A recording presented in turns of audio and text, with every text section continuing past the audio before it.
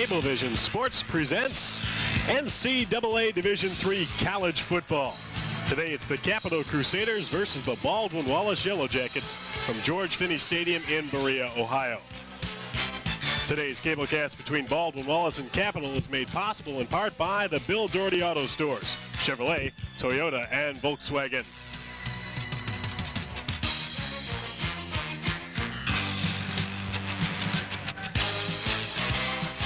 Hello again, everyone. Greg Fronek along with Ken Roda, my partner. Today, it's the Ohio Athletic Conference Championship game between Capital and Baldwin-Wallace. And we couldn't have picked a better day for football. It's gorgeous outside. These two teams both are fired up. And the winner of today's ball game will be crowned the 1987 OAC champion. Let's look at the conference standings if we can. And we'll take a look at Baldwin-Wallace, who leads the conference with their record of 6-1. And Capital is right behind them with their record of 5-1-1. Wittenberg at 5-2, Mount Union at 5-2, Muskingum and Ohio Northern.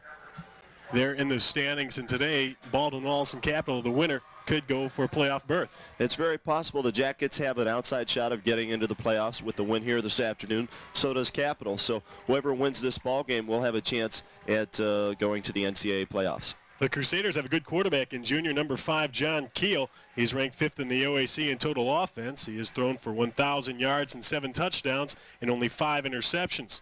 If Capitals win the championship game today, they will have to do it in the air.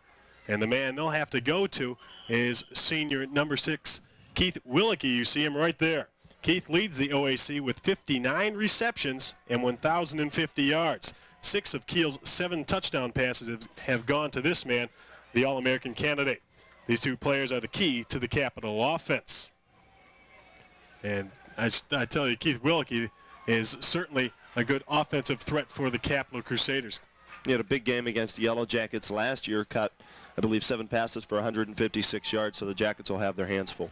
Capital's strength is definitely their defense, though, which is ranked number 1 in the conference. The Crusaders gave up only 250 yards per game, but more important, they average only 14 points scored against them. And this is the main man, number 39, Mike Eberhardt, who will have to lead the key against Lauren Conyers. Now for the Yellow Jackets, a big victory last week over Ohio Northern, 31-7, but midway through the third quarter on this play right here, they lost their quarterback, Eddie Graham. You'll see there's an interception, and the run back, the person that will make the tackle, is the quarterback, Graham, and in the tackle he somehow injured himself. And he was hurt in that ball game, but he is ready to play here this afternoon as we get underway at George Finney Stadium in this OAC championship game.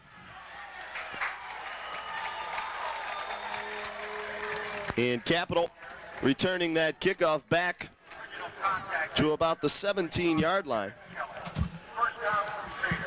That's what they'll take over. Capital with John Keel at quarterback. And John will have Tom Dunkel in the backfield as a running back. And Mike McKenzie, McKenzie's getting the starting nod right there as the I-back. Birchie in motion, but back to pass is Keel, and Keel out in the flats. And the man can't hang on to it, Tom Dunkel, number 34. And right off the bat, Greg, the Jackets with double coverage on Willicke, as they had one man up on him at the line of scrimmage and another man back about 10 yards, so they're going to pay a lot of attention to Mr. Willicke.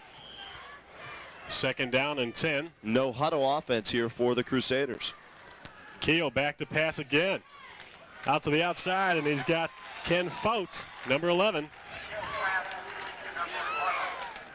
Chris Hout came up to make the play. Take a look at the Capital offensive line. Their tackles, guards in the center, Phillips, and the offensive backfield led by quarterback John Keel. 3rd down now and 4 for the Crusaders. And the handoff to Dunkel doesn't get them the 1st down. They'll have to punt. Coming in to do that chore will be Mike Watt, the freshman, number 50. Mike has not had a sensational year, and he'll be punting out to Vince Finari along with Jeff Lindsay. Watt standing on his own 10-yard line. It's away a pretty decent punt. And it'll be Finari at his own 40, and he's stuck right there. Number 43 makes the hit, Rob Cherry. And the Jackets will take over. Pretty good field position, though, Greg. They have it first down and 10 at their own 41-yard line. Look at the offensive line. Barron, Bernie Wilson-Davis, and Dirk Riemenschneider. Dan Reinhardt and Brian Dudash, the wide receivers. The wingback, Tom Sokolowski. Danny Andrews and Lauren Conyer split behind quarterback Eddie Graham. Graham seems to be all right. He'll start today. Andrews in motion, but they hand off to Conyer. Spins for about 2, maybe 3. And coming into the ballgame, Lauren Conyers needs 76 yards to set a new single-season rushing record for the Yellow Jackets. He already holds numerous records, and we'll enlighten you on those records a little bit later on in this ballgame. Sokolowski along with Hummel at the bottom of your picture. Second down and 7 from their own 44. Andrews goes in motion. And Graham looks out in the flats. Gets away from the defender and right through the hand of Hummel, and it's intercepted by Sean Kelly. And that's Kelly's 5th this year. Take a look at this. Jay Sherritt, also in the defensive backfield, has 5, and Keith Zantul also has 5. And now the OAC leaders in interceptions have 20 on the year. And that pass was right on the numbers, and it went through the hands of Scott Hummel, and the big turnover. And the Capital Crusaders now with good field position at their own 40-yard line. We mentioned Capital has to do everything in the air. We'll talk about the defense for Baldwin-Wallace and how good they are this season as they shift on the line. The handoff, there he goes. Number 34, Tom Dunkel. Dunkel, their leading rusher. He'll be about 1.5 yards short of the first down. Coming into the ball game, this Capital offense only averaging 16.1 points a game. And they run the ball 74% of the time, and Dunkel that time with a pickup of 9 yards. And shy of the first down by 1, it'll bring up 2nd and 1, just shy of midfield. Dunkel in the backfield again, and he'll get the call one more time off tackle, but he is stopped by the defensive line of Baldwin-Wallace. The Yellow Jackets coming into the game defensively, 16 interceptions, 35 sacks, 10 fumble recoveries. So a very opportunistic defense played by the Yellow Jackets here in 1987. And they're going to be called upon right here to hold the Capital offense. It looks like they're just short of the first down. They're going to bring the chains in and measure. 12:42 left on the clock here in the first quarter from George Finney Stadium, and it will be 3rd down. So the Jackets with a chance here to hold this Capital offense on 3rd and inches. The Capital offense is only 7th in the OAC, while the defense for Baldwin-Wallace is ranked 3rd. So that's a big statistic that we're going to look at this afternoon. Capital's not been able to do a lot on the running game, even though you'll tell us a little bit later that's mostly what happens with the Capital Crusader offense is what they do. They like to run. Keel takes it himself, and I believe he picked up that first down. As I mentioned earlier, they run the ball 74% of the time, but when they do throw the ball, they pick up a lot of yards. As you mentioned at the outset of the telecast, Willicke with over 1,000 yards in receptions to go along with 6 touchdowns. So when they do throw the ball, big things normally happen. First down just over midfield for the Capital Crusaders.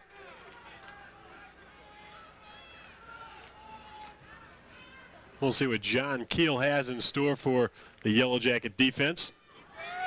Keel pitches out, and not much there. Perry Mastrocola comes up to make the stop on Bob Weil, number 26. Weil started at a wide receiver position on that play, Greg, and he came in motion, and he ended up being the option man, and that's who Keel pitched the football to. A pickup on that play. They give him 3 yards, which was a good pickup, and it'll bring up 2nd down now and 7 for the Capital Crusaders.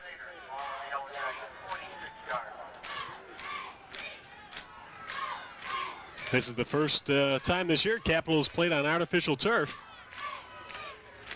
We'll see how that affects them as the day progresses. Got one-on-one coverage with Willicke on the side, and that's who they go to, and he's wide open at the 35-yard line. You could see that play develop right as they came up to the line of scrimmage, Greg. He was one-on-one with the man over there. I think Keel saw that and right away rolled to that side and found his man wide open. Keel's going to see him all day long. Willikee's the best in the conference and by a far margin, and he's going to try and pick him apart today. He averages 17.5 yards per catch. Hand off to Dunkel. Dunkel between the guard and the tackle picks up maybe 3. Getting back to Willeke, he is now tied for 5th in OAC history in career receptions, 5th by himself in career receiving yards, and 5th in receiving yards in a single season. So he's set a number of records in the pass receiving category. 2nd down and 7 from the 32-yard line of Baldwin-Wallace. The Crusaders on the move. Wild comes in the backfield. Dunkel moves out to a wingback position. And Keel will hand off to another running back. This time it's number 28, Sean Kelly. And then on the tackle for the Yellow Jackets, number 44, Greg Profancic, who led the Yellow Jackets last week with 17 tackles. Profancic coming into today's ball game, the leading tackler on the Jacket squad with 115 tackles, 5 sacks, 3 interceptions, 2 caused fumbles, and a partridge in a pear tree. He's just having a banner year at the Jackets inside linebacker spot. 3rd down and 4.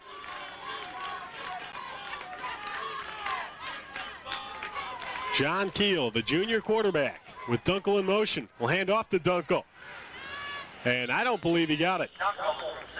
Kevin King, the first man in there. Wait and see the officials' spot. They gave him a really good spot on that, Greg. But it looks to be just shy by about 3 or 4 inches. And with their field goal kickers not being very accurate, it looks like they're going to go for it here on 4th and inches. Last time they had this, John Keel with a 3rd down situation went on a keeper.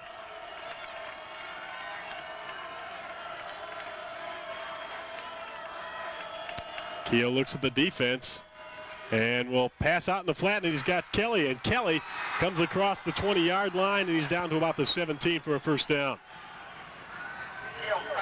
Pretty good crowd on hand here this afternoon for this big OAC championship game between these two teams. So take a look at that last play that picked up the 1st down. Keel rolling, and then just a little quick pass and enough yardage for the 1st down. Keeps the drive alive. 1st down at 10 at the BW 17-yard line. Whoever wins today has a good shot at going to the playoffs, but they need some help from other teams. We'll keep that on hand to you later on as Keel will keep it. Goes to the end zone. Willeke had 1 foot in, and it's a touchdown. There's a flag on the play, and it could be holding. It's going to be, I believe, a motion penalty of some sort against Capital. Either that or an illegal man downfield. We'll wait to see the official signal, and that's what it is. Illegal man downfield against the Capital Crusaders, and that nullifies that touchdown. And a big break for the Yellow Jackets there as Willeke was wide open in the corner of the end zone. All you need is 1 foot down in college, and he had that. But it will go for naught. They'll bring it back and mark the penalty off against the Capital Crusaders. It'll be 1st down and 15 now from the 22-yard line. And Baldwin-Wallace has dodged a bullet early. 8:56 to go in the 1st quarter, but Capital is still rolling. Willeke, the lone wideout.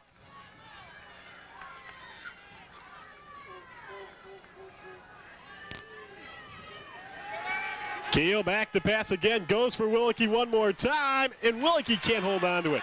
Good defensive play by Scaife, and Jerry Sponseller coming over for some help. And when that play was developing at the line of scrimmage, you could see Sponseller taking a few steps to his right where Willeke was going to be out in that area. And that's Sponseller's job as the free safety back there, the center fielder. Wherever the quarterback rolls to or wherever the pass is going to go to, you'll see it right here as Keel rolls that way and then throws to the corner of the end zone. Sponseller coming over just enough contact and to break up that pass play. Good job that time by the preseason All-American pick, Jerry Sponseller. 2nd down and 15 from the 22 and up the middle for maybe 3 or 4. Doug Jones gets his first call. They have a lot of different running backs in this offense. Dunkel, Birchie didn't get a call yet. He's number 27. McKenzie, number 42. Jones, number 40, and Weil, number 26. And you look at their numbers, and they all don't have big numbers, but you mentioned they use so many running backs. If you total up the numbers, they have pretty good statistics. It's Jones and Dunkel in there right now. Once again, we've got man-for-man coverage on Willicke here on the left side. And over the middle, and they've got Jones, and Jones down to the 5-yard line, and another flag is thrown back around the 15-yard line. And that's in the area where you normally have a holding call, and we'll wait for the official signal. He comes up, same thing. I believe it's another illegal man downfield. And what's happening here with the rollout patterns or pass plays, you'll take a look at it here. Keel dropping back to throw. Will roll and then wait and then dump it off in the middle of the field for that screen. Some of the linemen are releasing too soon, Greg, and getting downfield before the pass is thrown, and therefore we have the illegal man downfield penalty twice that has cost them big yardage. I think Lombardi was the guilty party that time. Joe Lombardi, number 63, just releasing the line. You have to wait till that pass is caught. Ken Fotes back in the game. It's 3rd and 18, the ball at the BW 25-yard line. 3 wide receivers in the ball game now for Capital. Dunkel goes in motion. Gale over the middle. Willicke's got it, and Perry Mastrocola brings him down about the 11-yard line. Still shy of that first down by about 3, maybe 4 yards. It looks like they're going to go for the field goal here and try and put some points on the board in this first quarter. As we'll take a look at that last play. See the motion man going to the right, and then Keel with time to throw the football. And the pass complete over the middle to Willicke, but it'll be shy of the first down. Here comes Roger Riley. It'll be a 26-yard attempt. The southpaw kicker puts it through. And it's an early 3-0 lead for Capital. The Crusaders turn that turnover into 3 points, and that's a sign of a good football team when you do get a turnover and you're able to put that into some points, and they did that here with that field goal. The only thing that you'd have to say good about Baldwin-Wallace was not giving up 7 so early. They'll get their chance here. 7 minutes and 10 seconds left in the first quarter. Baldwin-Wallace go back on offense. Going back deep to return will be Mike Warner, number 32, and Vince Finari, number 2. Doing the kickoffs for the Crusaders will be Roger Ripley, number 1 in the center of your picture. Ripley, the left foot kicker, and they also have a right footed kicker, Jeff Fields, number 99. Ripley's a freshman and Fields is a sophomore. They've been battling it out all year long, and it depends where they mark it on the field as to where you're going to see a field goal kicker today. If you'll see Ripley or Fields, that could be a factor later on today. Kicking game is definitely an advantage for Baldwin-Wallace. Ripley on the ground, and that'll be picked up by Yeoman. And Yeoman to about the 37-yard line. As a helmet comes flying up there on the sideline, Yeoman holding on to that football. The Jackets start pretty good field position once again. Ed Graham, in certainly his finest football season as a senior this year. Could be his last game, hoping that it won't be, though. Dudash along with Reinhardt, the wideouts. Hand off to Andrews. Andrews with a big hole, but is brought down by Sean Kelly, number 28, coming up from his safety position. Last year when these two teams met, Greg, they played at Capital, and Capital came away with a 14-10 victory as they scored 2 second-half touchdowns for that win down in Capital. And so they have the feeling that, hey, we can beat BW. We did it last year, you know, and this is a bigger game, so why can't we do it this year? So that sets up a really good football game here this afternoon. 2nd down and 4 for the Yellow Jackets. Graham back to pass. And pass interference against Jay Sherritt as they try to go to Sean Duffner. a full second before the ball got to Duffner. Duffner ran a great pattern, Greg. Cut it right over the middle. You could see Graham looking to him the whole way. And the ball was right on the money. If it might have been a good play, though, to take that pass interference. You'll see it right here. Graham dropping back. There's Duffner coming in. It's wide open. And if that man does not interfere with him, Duffner might be gone for the touchdown. So in a way, that was a smart penalty to take by the defensive back from Capital. First down and 10 in Crusader territory at the 42-yard line. And you mentioned BW lost last year, but they've won 15 of the 18 games played between these two teams. And Capital is one of only 3 teams in the OAC conference that has beaten BW in the 1980s. To show you how good of a record Baldwin-Wallace has. Lauren Conyers with his first call leaps over everybody for about 4. Capital has yet to win here at George Finney Stadium. They are 0-5 in games played here in Berea at Finney Stadium, so they're looking for their first victory, as are many teams when they come to George Finney Stadium. Second down and 6 from the 37. Duffner and Reinhardt the wide receivers. Sokolowski the wingback. Graham fumbles but comes down on top of it. Fumble on the play, covered by number 16, Graham. A fumble from snap, and Lee said Graham had the knowledge to go back down on top of it. It'll bring up 3rd down and 9 for the Yellow Jackets. You take a look at that last play right here, Graham. Well, we won't get a look at it as Graham came away from center. 3rd and 8 from the 40. Back to live action, and Graham fakes it up the middle. And that one is blocked down. Number 75, Bob Toy. Gets his big hands in the air. I think Graham was looking for Reinhardt coming across the middle. And defensive linemen are taught when they see the arm coming forward to get those hands up and try and get a hand on the football. And they did that, and it'll force Sean Gorman, the nation's 2nd leading punter, to stand at about his own 45-yard line to get this one away. Charles Gibson, number 49, and Mike Lohr, number 19, are the men deep. And Gorman gets up a good kick. Only thing with that, Greg, he could have kicked it about 15 yards shorter because it goes into the end zone, and the net on that won't be anywhere near his net average throughout the season. So the Capital Crusaders get a break. They'll start 1st and 10 at their own 20-yard line. Taking a look at that Capital scoring drive, 15 plays, 51 yards after that interception, 26-yard field goal, by Roger Ripley. And believe it or not, Capital is up 3-0 here in this first quarter. I knew it was coming. I knew it was coming. 1st and 10 from the 20. 5 minutes, 5 seconds left in the first quarter. Greg Fronek along with Ken Roda on the Cablevision Sports Network. Keel, hands off. This time, Mike McKenzie on his 2nd call today. Gets about 2.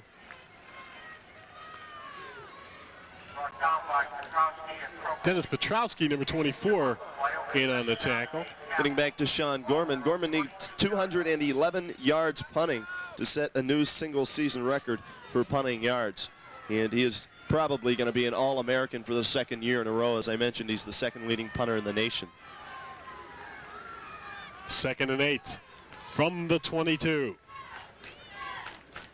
John Keel to Dunkel. Tom Dunkel gets wrapped up. Chris Houck was the first man there, and then coming up Jeff Saplack and Mike Trosha to jump on him.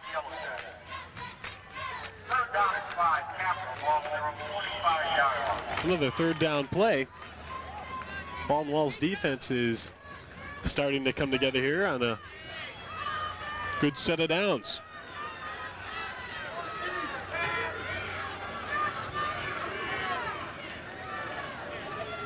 McKenzie and Dunkel the backfield. Fake to Dunkel. Keel has to run with it, and he dives for a 1st down. Great job that time by Keel, the quarterback. He felt the pressure as he was rolling out to his right, looked upfield, dodged a few tacklers, and dove forward for the 1st down, and Capital keeps their drive alive. You'll see it right here. He'll fake the handoff, and then roll out to his right looking, finds nobody open, decides to run with the football, spins, twists, and turns, and dives for the first down. Trosha and King on the tackle, on 1st down and 10. The Crusaders on the march. Looking for Willicke. He's got him. Willicke for a 1st down. So we mentioned the Crusaders come into the ball game 6-1-2, 5-1-1 in the Ohio Athletic Conference. The only team to beat the Capital Crusaders this year was the Wittenberg Tigers, 27-3 the final in that one. The two teams that tied Capital, Bethany, a non-conference game, they tied that one 17-17, and Muskingum in a conference game, they tied that one 10 apiece. Boy, Tim Scaife couldn't have played that any better. Hit him right when the ball came there, but Willicke able to hold on. 1st and 10 from their 42 on a handoff and reverse to number 34, Dunkel. He hit head on with Profancic. And whenever you hit head on with Mr. Profancic, you normally drop back about 5 yards, and that's exactly what happened on that play. Great read by the Jackets inside linebacker Greg Profancic. Take a look at it one more time here. You'll see the handoff, the first handoff, I should say, on the motion man, then the inside handoff, and then right there, Profancic with a little headbutt knocks him back a few yards. 2nd down and 9. Keel with Birchie in motion again. Keel back to pass, and he hits his man, number 85, Mike Fulmer, the tight end. And if he would have held on with it just a minute more, Willicke was streaking up the sidelines. A lot of motion and ball fakes provided here this afternoon by the Capital offense, especially with Keel, the quarterback. And what that does for the quarterback is it freezes the linebackers and the defensive backs just for maybe a second. But really, for a second for a quarterback is a lot of time when you're looking to find somebody open. And that second gives that quarterback extra time just to find that one man that they send out of the backfield or the intended receiver to see if he's open. And you see the 1st down, just shy of the 1st down by about 6 inches. So Keel doing a good job with the ball fakes into the line and freezing the Jackets linebackers and defensive backs. Jackie Jacket along the sideline. It's one thing, Greg, that the Jackets need to do is put on a pass rush. They have yet to do that here this afternoon. They've come close a couple of times, but Mr. Keel stood back in the pocket and pretty much did what he wanted to, and when he had to run the football, he did that too. So the Jackets need to put pressure on Keel to force him to throw the football sooner than he would like to.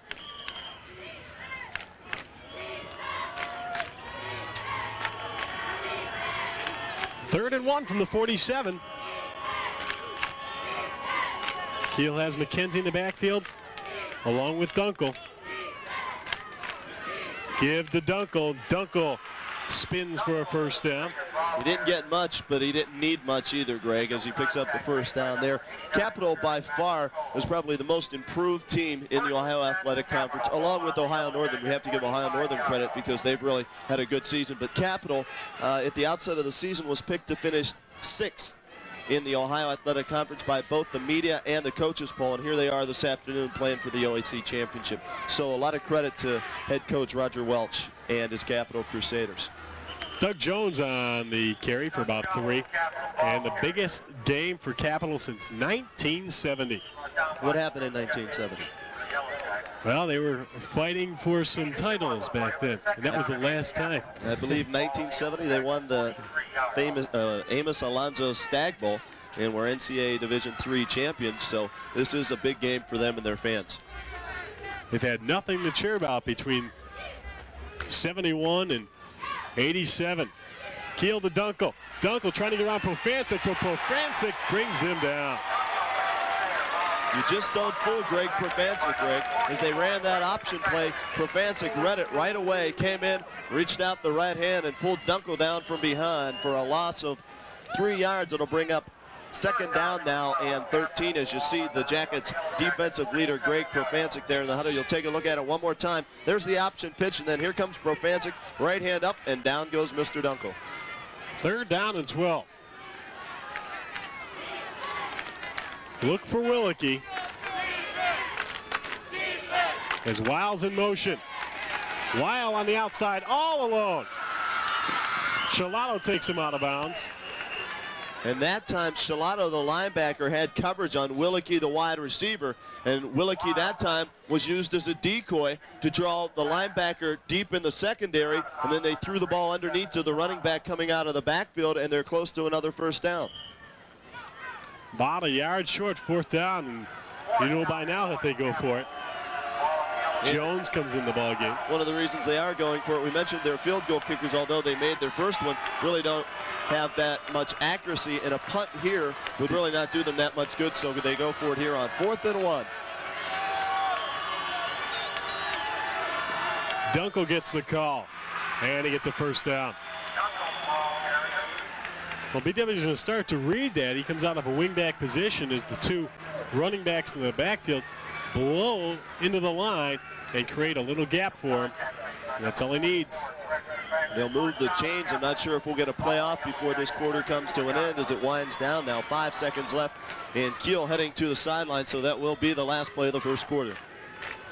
The score from Finney Stadium, it's Capital 3, Baldwin-Wallace nothing. We'll come back with the second stanza right after this timeout.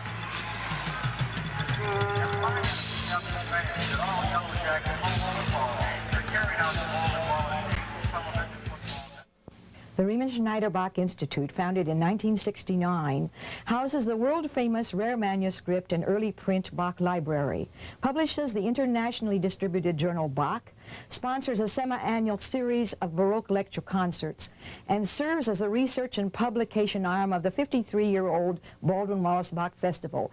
Its resources are available not only to Baldwin-Wallace faculty and students, but to scholars and performers around the world.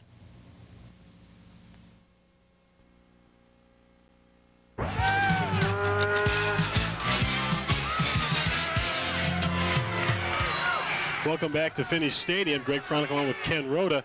Capital moving the ball once again. They have the lead 3-0. Kiel fakes it to Dunkel. Looking for some running room. Blum from behind to take the man. And Kiel goes down about the 26-yard line. As the Jackets defense there finally getting some pressures. We see one of the banners up on the sideline with the fans here, helping the fans cheer on the Jackets in this OAC Championship game. Some more banners up along the sidelines. That one, of course, from the Crusader crowd across the way. 2nd down and 3. Jones and Wild, the backfield mates. John Kiel, a junior, looking for someone on the outside, looks for Dunkel. That was a hard pass for Dunkel to come up with. It was. And that was the 27th play offensively that the Capital Crusaders have run thus far, Greg, in the ballgame. The Jackets have run 6 plays thus far on offense. So Capital's been controlling the football as their first scoring drive, 15 plays, and they've got a number of plays going here in this drive also, as they have a 3rd down now and 3 at the BW 27-yard line. Probably 2-down territory here for the Crusaders. McKenzie and Dunkel. Wiles the wingback. He comes in motion. And Kiel didn't fool anybody. Rick Blum, the first man in there, number 93. And Blum with a good job, beat his man at the line of scrimmage, came through and made sure Kiel did not pick up the first down that time. It'll bring up 4th down now and 4. And Roger Welsh, the second-year coach for the Capital Crusaders, will send on his special team unit right now. I'm not sure exactly which, there it is. The place kicker comes out. It's going to be number 99, Jeff Fields, to attempt a field goal of 45 yards. We'll see what Jeff can do. He's the right foot kicker. It's long enough, and it's good. So each kicker for Capital able to come up with 3 points, and it's a 6-0 Capital lead here early in the second quarter. Coming into this ball game, Fields was only 4 of 12 on the season in field goal attempts, but he is their long field goal kicker.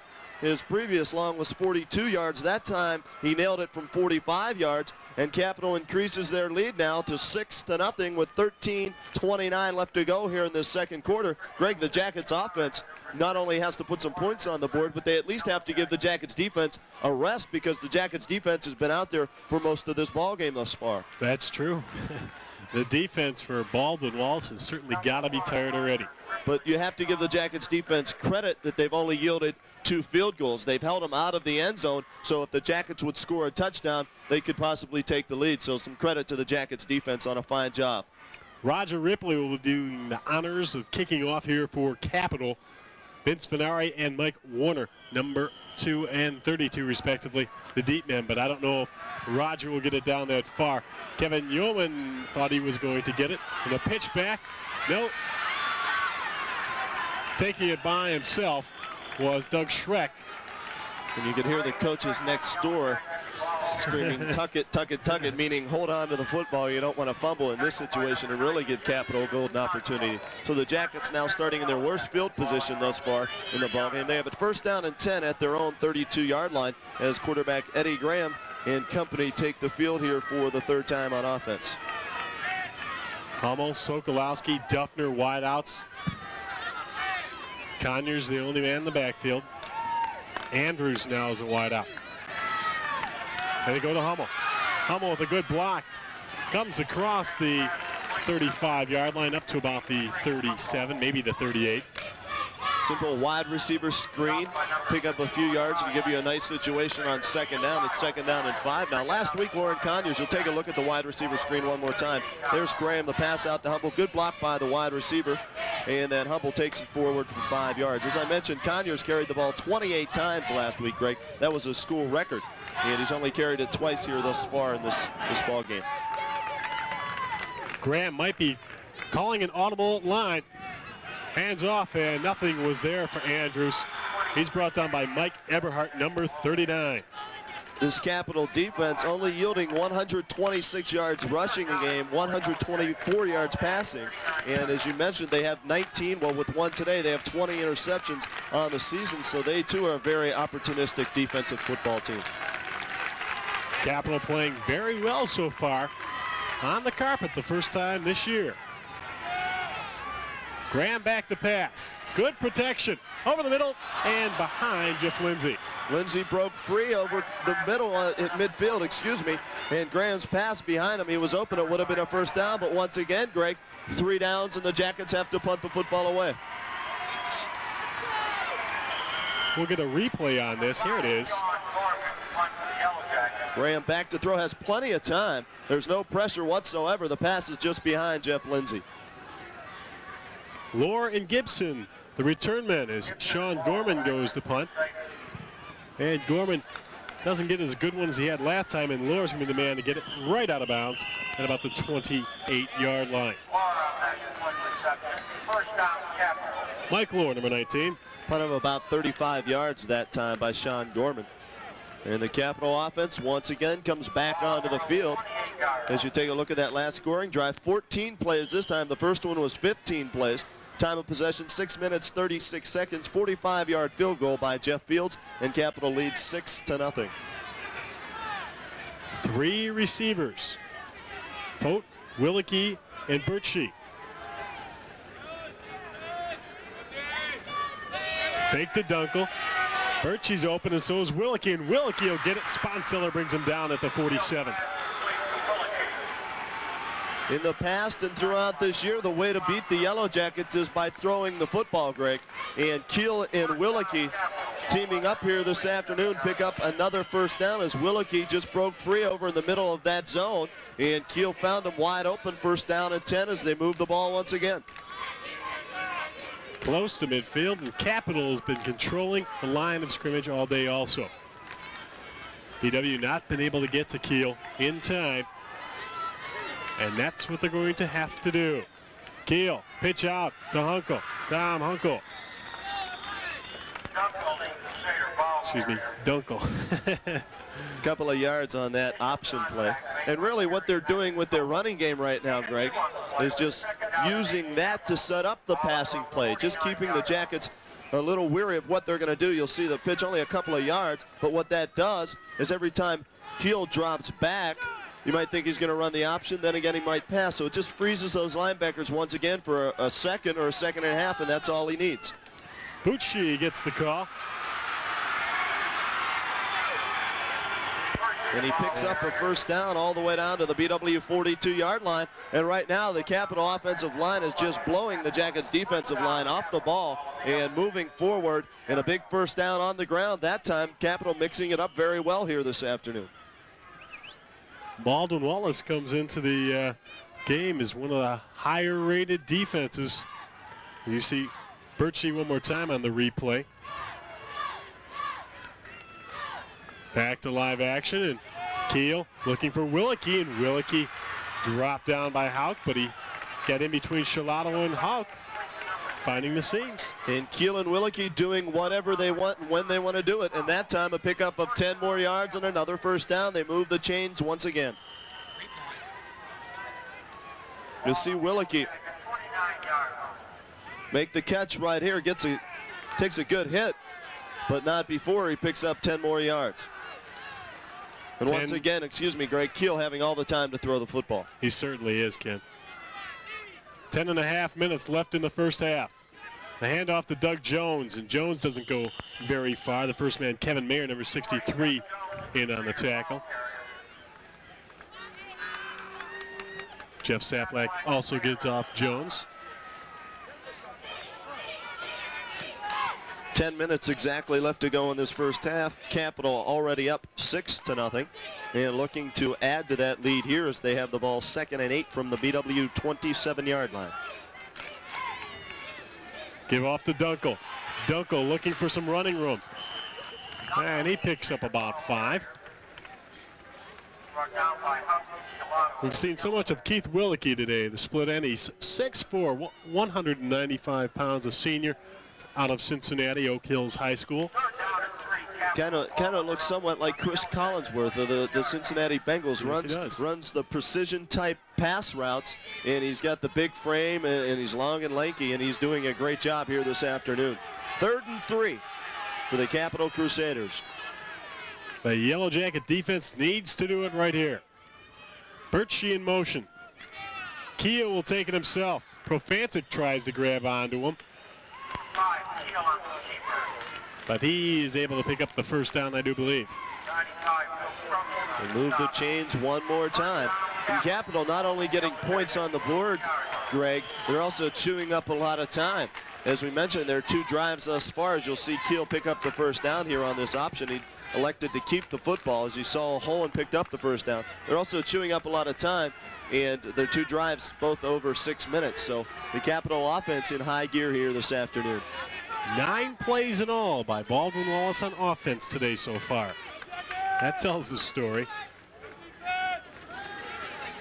Keel looking for Willicke one more time, and he's got him. You know, Scaife and Hauk are doing a pretty good job on him, but it's just that the continuity between Keel and Willicke is so good. They know exactly what they're going to do and where Keel has to throw the football and where Willicke will be. You'll see it right here. Keel is looking all the way to Willicke. There's nobody, he doesn't even care about anybody else. He's looking to his man Willicke as he'll drop back, and he's looking that way the whole way, and then Willicke makes his break, and the ball's right there as Willicke made the break. Keel on his game today. First down and 8 at the 8-yard line.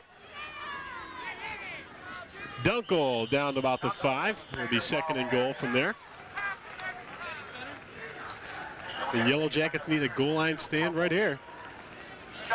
Jackets offense has to be wondering what's going on here this afternoon. Last week they piled up some big numbers as Conyers rushed for over 240 yards. And as you mentioned here this afternoon, they've had 9 plays and 1 turnover in Capital, taking advantage of that lack of offense by the Jackets this afternoon. Keel gives it off to Dunkel. Dunkel doesn't go very far. Shalato comes in for the tackle. Along with Greg Profancic, the 2 leading tacklers on this Yellow Jackets defensive squad. Jackets linebackers, very active on this defense that BW plays, and that's why you hear the numbers that Greg Profancic has and Tom Shalato, because those guys are the ones that are usually reading the offense and making all the big plays. Jones, the lone man in the backfield. Watch for the alley-oop to Willicke. And did Baldwin-Wallace call timeout in time? They did. Timeout on the field. And I don't believe Capital's very happy with that. Berea 3. The Jackets seeing something that they weren't ready for or did not like in that offensive setup by Capital. And they'll have to talk it over on the sidelines as we take a look at our officials here for this afternoon's. Alan Pinter, the referee, the umpire Dan McLeod, head linesman Danny Kleckner, the line judge Dale McRitchie, and the back judge Tom Surik. And we'll take a look at the Capital sideline over there discussing things on what they're going to do here on this 3rd and goal from the 3 with the quarterback John Keel. And over there on the Jackets sideline, defensive coordinator Bob Fisher talking with his linebacker Greg Profancic and his safety man Jerry Sponseller.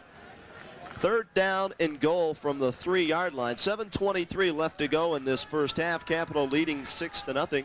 Ken Roda along with Greg Fronek on the Cablevision Sports Network, bringing you the Ohio Athletic Conference Championship football game between the Capital Crusaders and the Baldwin-Wallace Yellow Jackets. 3 receivers, Birchie, Wilkie, and Fouts. Look for him to go to Wilkie, Greg, right here. Keel can't find Fouts, and he'll have to go. Making the sack, in on the tackle also number 95, Bill Crozier. Making that sack. Crozier coming into the ball game. When he gets in the ball game, you'll see him come free right there, and he makes the tackle. And also in on that tackle was number 89, Perry Mastercola. Crozier on the season, I believe, has 4 sacks, make it 5 now after that last one. Ripley's kick is good. So he's 2 of 2 today, and it's a 9-0 Capital lead. And Ken, you've got to give credit to the defense of Baldwin-Wallace. You do, even though Capital leads now 9-0, the Jackets defense has kept them in the ball game because they've kept them out of the end zone. They've forced Capital, which supposedly did not have a good kicking game, to kick 3 field goals, and they've converted on all 3 and lead 9-0. The last time Capital beat BW at home in Berea here was 1970, 28-7. Of course, that did not happen at this stadium. They've never won here. As George Finney Stadium was built in 1971, a year after Capital won their first and only Division III NCAA championship. Roger Ripley will do the honors, kicking off one more time. Fenari and Warner back deep for the Yellow Jackets, but look for Ripley to squib this one and not give the Jackets a chance for a big return. Again on the ground, and Doug Schreck again one more time up the middle. Schreck to about the 39-yard line. So Baldwin-Wallace in pretty good field position.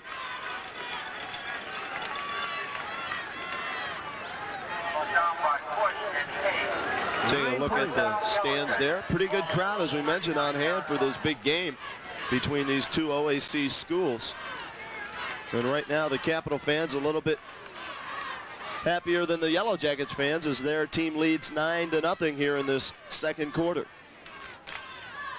Ed Graham to Andrews, and Andrews is hit right away by Scott Moeller, number 56, the outside linebacker. It picks up about 2. And you check your local listings now. I think it's time for the Lauren Conyers show. The Jackets need some offense. And Conyers, every time he touched the football this year, he's averaged 7.7 yards a carry. And he's only handled the ball twice thus far, so we'll see if the Jackets elect to go to their main man on offense, Lauren Conyers.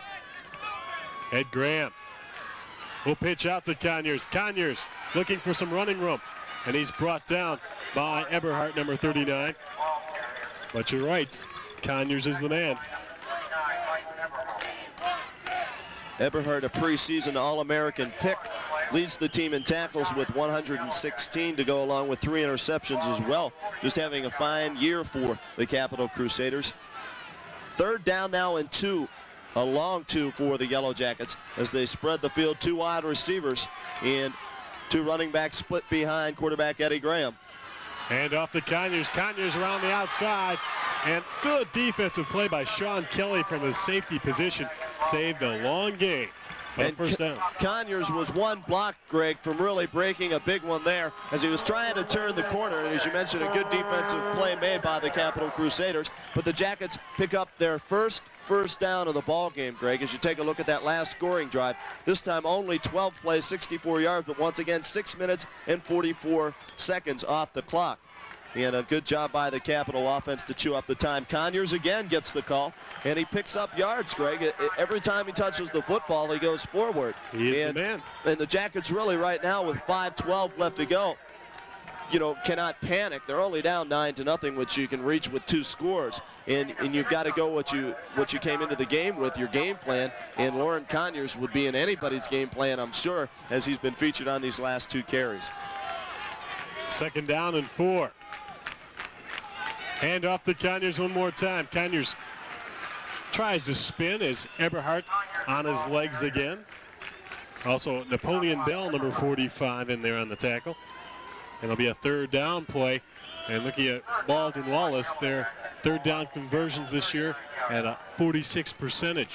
Which is pretty good no matter where you're playing football, whether it's professional, high school, or college. And they'll need a big 3rd down play here, 3rd and 1. As the ball resting at the Capital 39-yard line. Dudash, a lone wide receiver. Conyers gets the call, trying to get around the outside, gets around Moeller, gets around Kelly, and gets the 1st down. Conyers once again coming up with the big play, still down on the sideline, however. As you see Lauren Conyers right there on the sideline being attended to. We hope it's nothing serious because he's been all the Jackets offense thus far this afternoon. And we'll try and get word on the extent of the injury to Lauren Conyers. But the Jackets have it 1st down and 10 now at the Capital 31-yard line. 4 minutes, 8 seconds to go in the first half. Capital in the lead 9-0. Ed Graham went down last week and was out for the game in the 4th quarter. Graham questionable whether or not he would start here this afternoon. I talked to him before the ball game, and all that we saw last week with the stretcher and the neck brace and everything, just for precautionary measures in case, you know, there was a bigger injury than what was, you know, expected. And I talked with Graham. It was just a big hit, almost, I mentioned it like a whiplash, he said, and he had a headache and a sore neck and a sore back, but he's fine and he's playing here this afternoon. It looks like Lauren Conyers is all right. He'll be in the next play. Korak comes in for him, and Andrews gets the call. You're not going to keep a Lauren Conyers out of this ball game, Greg. It means too much to not only him but his teammates as well. The OAC Championship game, your senior year, and you see him back into the ball game right there. So it'll bring up a 2nd down and 7 now for the Yellow Jackets as they break to the line of scrimmage. There is the play to Andrews. Graham motions Andrews out of the backfield. It pitches out to Conyers. Conyers, good defensive play by Mark Welsh, the outside linebacker.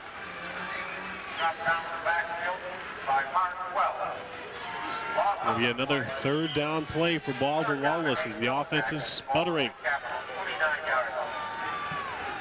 3rd down and 8. Somewhat of a passing situation here for Eddie Graham. He has had time to throw the football this afternoon. And hopefully the line will give him that time here on 3rd down and 8, ball at the Capital 29-yard line. Dudash, Sokolowski, Andrews, Reinhardt, all the wide receivers. Graham back to pass. Looking for something, he'll have to run with it.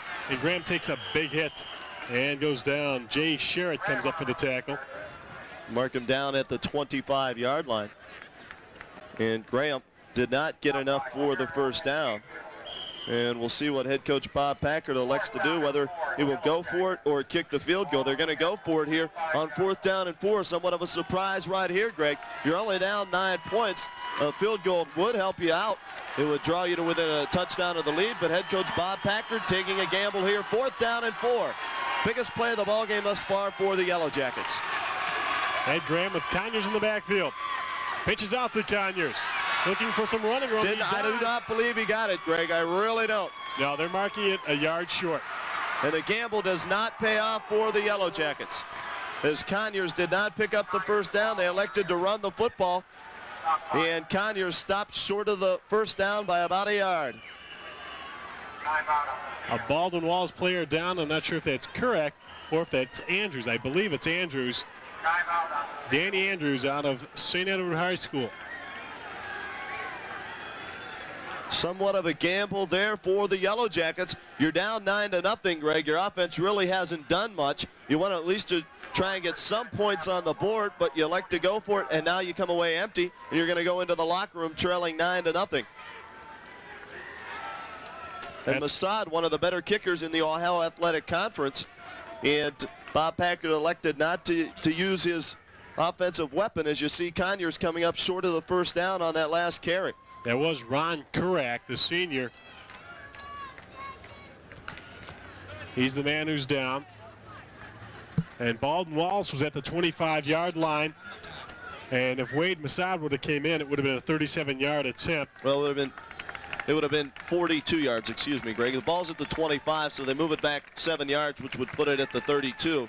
And then with the 10 yards in the end zone, it would have been a 42-yarder. And Masad's career best is 47 yards. So conceivably, you know, he could have made that one, but the Jackets' gamble does not pay off, and the Capital defense rises to the occasion once again. And they have the football now on offense with 1 minute and 52 seconds left to go, as you see Ron Kurak coming off the field under his own power. 1:52 to go in the first half. Keel hands off to Jones, and Jones up the middle for about 4. 40 Jones, Capital ball carrier. Capital will go without a huddle. They want to put more points on the scoreboard. They feel maybe they can get a long field goal attempt and try and increase their lead. Let's look for Willicke. There's Fout. Fout gets it and goes out of bounds. Clock is stopped with 1:29 to go. That's a first down. At the 32. Capital has owned the first half. They're looking for the OAC crown today and a possible playoff berth as well. Fake to Dunkel. Kelly's just going to run with it. Excuse me, Keel. John Keel, the quarterback. 1 minute and 15 seconds left. They'll have to hurry up and get this play off. And Keel shouting out the play at the line of scrimmage. Keel with Dunkel in motion. Hands off to Jones, nowhere to go. DePiro in on the tackle along with Saplak. And Capital takes one of their timeouts. That'll stop the clock with exactly 1 minute left to play here in this first half. Timeout, Capital. And we heard a lot about this Capital defense being the toughest in the OAC, and I guess they've shown us here this first half that they are the best defense in the Ohio Athletic Conference. As you take a look at Ron Kurak, who was injured on the Jackets' last offensive series. Seems to be okay, limping just a little bit. You see the Jackets' offensive line talking things over there with offensive line coach Dave Demerly. And they're trying to figure out how they can improve their offensive output here in this football game. As you see the score, 9-0, Capital on top of Baldwin-Wallace College with exactly 1 minute to play here in this first half. And right here, Capital with a 3rd down and 2 situation, the ball at their own 40-yard line. Need to get to just over the 42-yard line to pick up the first down. John Keel at quarterback, the junior. Back to pass. Gonna go long. Willicke adjusts but can't get to it in time. Saplak was in there pressuring John Keel. And for only the second time in the ball game, Greg, Capital will have to punt the football away. They had the ball 5 times on offense. They scored 3 times on 3 field goals. And this time they'll have to punt the football away. As you see, they go for the home run ball with Willicke. And the pass is overthrown, so it'll bring up 4th down now and 2. Mike Watt will do the punting. Vince Finari, lone man back. They're coming after him, and they can't get it. Not a very good punt, but it'll take a Capital roll. All the way down. Inside the 10. Keep rolling. Oh, my goodness. Down to the 5-yard line. Didn't look good at first, but it took that artificial turf bounce. Capital getting all the breaks here in this first half. And the ball dies at the 5-yard line, and the Jackets offense will take over with their backs against the wall, trailing 9-0 with only 38 seconds left to go in this first half. The Jackets offense has to be careful here, Greg. They don't want to fumble the football and give Capital a big scoring opportunity. They have to be careful here, run the football, but hold on to the football as well. Conyers the lone setback. Andrews goes in motion. And Graham will hand off to Conyers. Eberhardt in there on the tackle. Conyers actually lost a couple of yards on that draw play, Greg.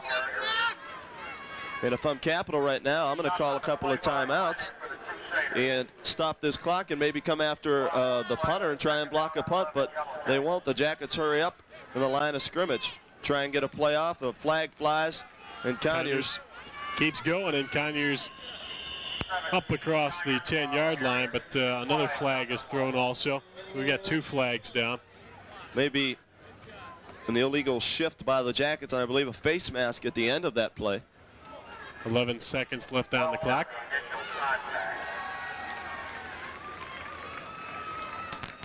With the illegal shift against the Yellow Jackets, and also a clip against the Yellow Jackets. So there was no face mask, both penalties against BW.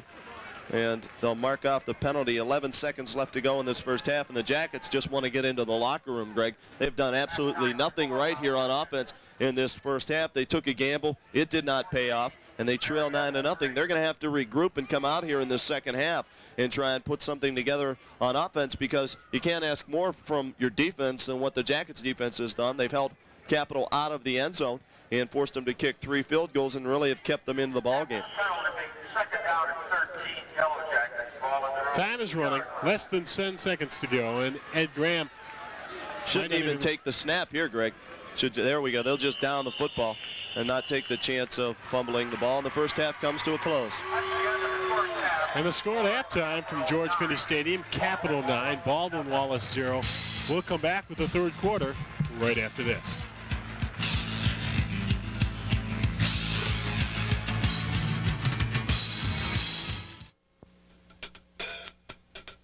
If the key to winning football games is a thorough knowledge of the fundamentals, then nothing is so fundamental as quality leadership. The coaching staff for the Baldwin-Wallace Yellow Jackets combined to form a front office dedicated to the players as individuals. Football at Baldwin-Wallace, as taught by these men, is more than wins and losses and one of the top winning percentages in the country. It is coaches as teachers working together with students to mold winning football teams and successful graduates. It's part of a winning tradition at BW that includes such coaches as Ray Watts and Lee Tressel. Now Bob Packard, in his 7th year as head coach, talks about a staff that takes this tradition seriously, using it to play consistently good football. I inherited a very good situation here at BW. BW is very, very rich in tradition, which was started certainly by Coach Watts many, many years ago. He kind of got the program going. Coach Tressel took over and kind of built upon that and developed a very much a winning tradition. All I'm trying to do at this stage is to keep it going. And I think the advantage that we have right now is that we have great continuity in our coaching staff. Coach Demerly, our offensive line coach, has been here for 25 years. Bob Fisher's been here for, I think, 22 years. Larry Van Dusen is very experienced. He's been here at BW, I think, for 15 years total. So that has been a great help to us. We understand each other, we get along very well together, and I think we can transfer that to the players very, very easily. It's hard to separate academics and football at BW because the staff integrates football into the total college life experience of its players. It starts with recruiting good students who also happen to be athletes. The one thing we do here at BW is work very, very hard at recruiting, and certainly our goal is to try to recruit good student athletes. And the first thing that I talk to any football player about is the reason that they're going to college is to get the education. Our goal every year is to get as good a football players as we can, but the thing that we're going to stress with them is the academics.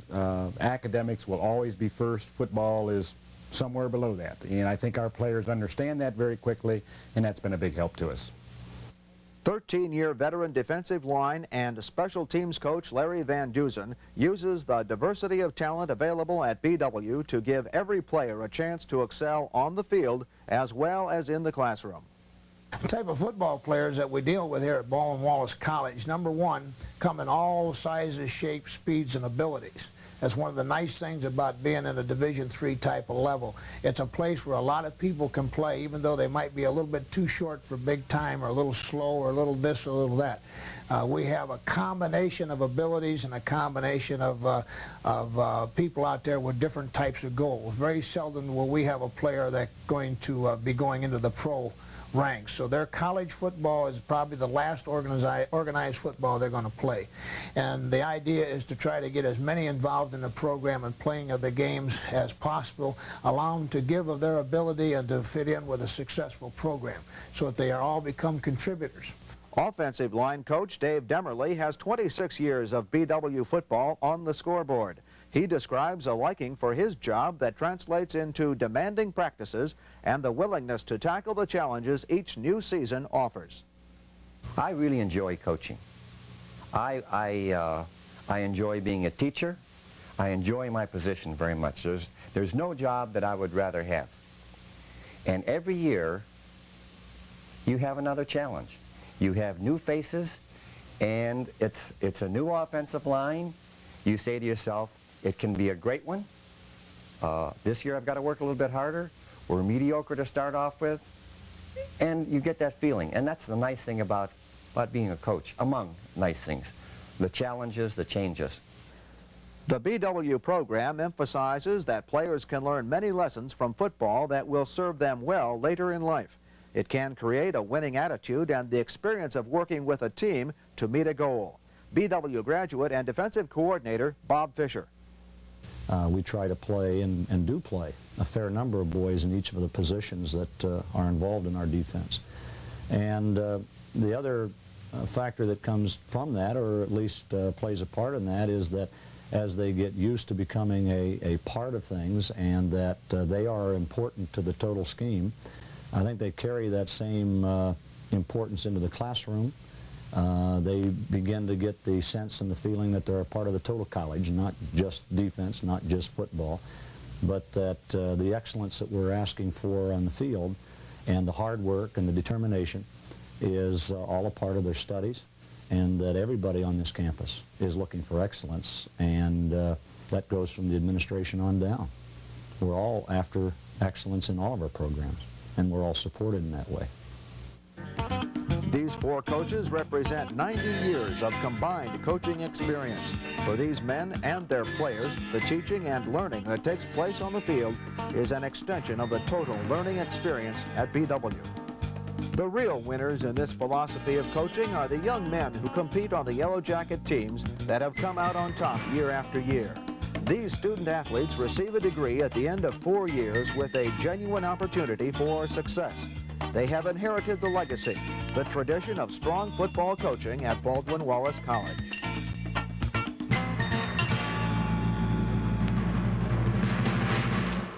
.143 left before the second half starts off here at George Finney Stadium.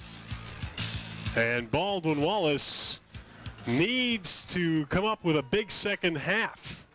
It's 9-0 Capital at this point, and for Baldwin-Wallace to rank 6th in the NCAA Division III coaches poll, only the top 4 teams from each region go.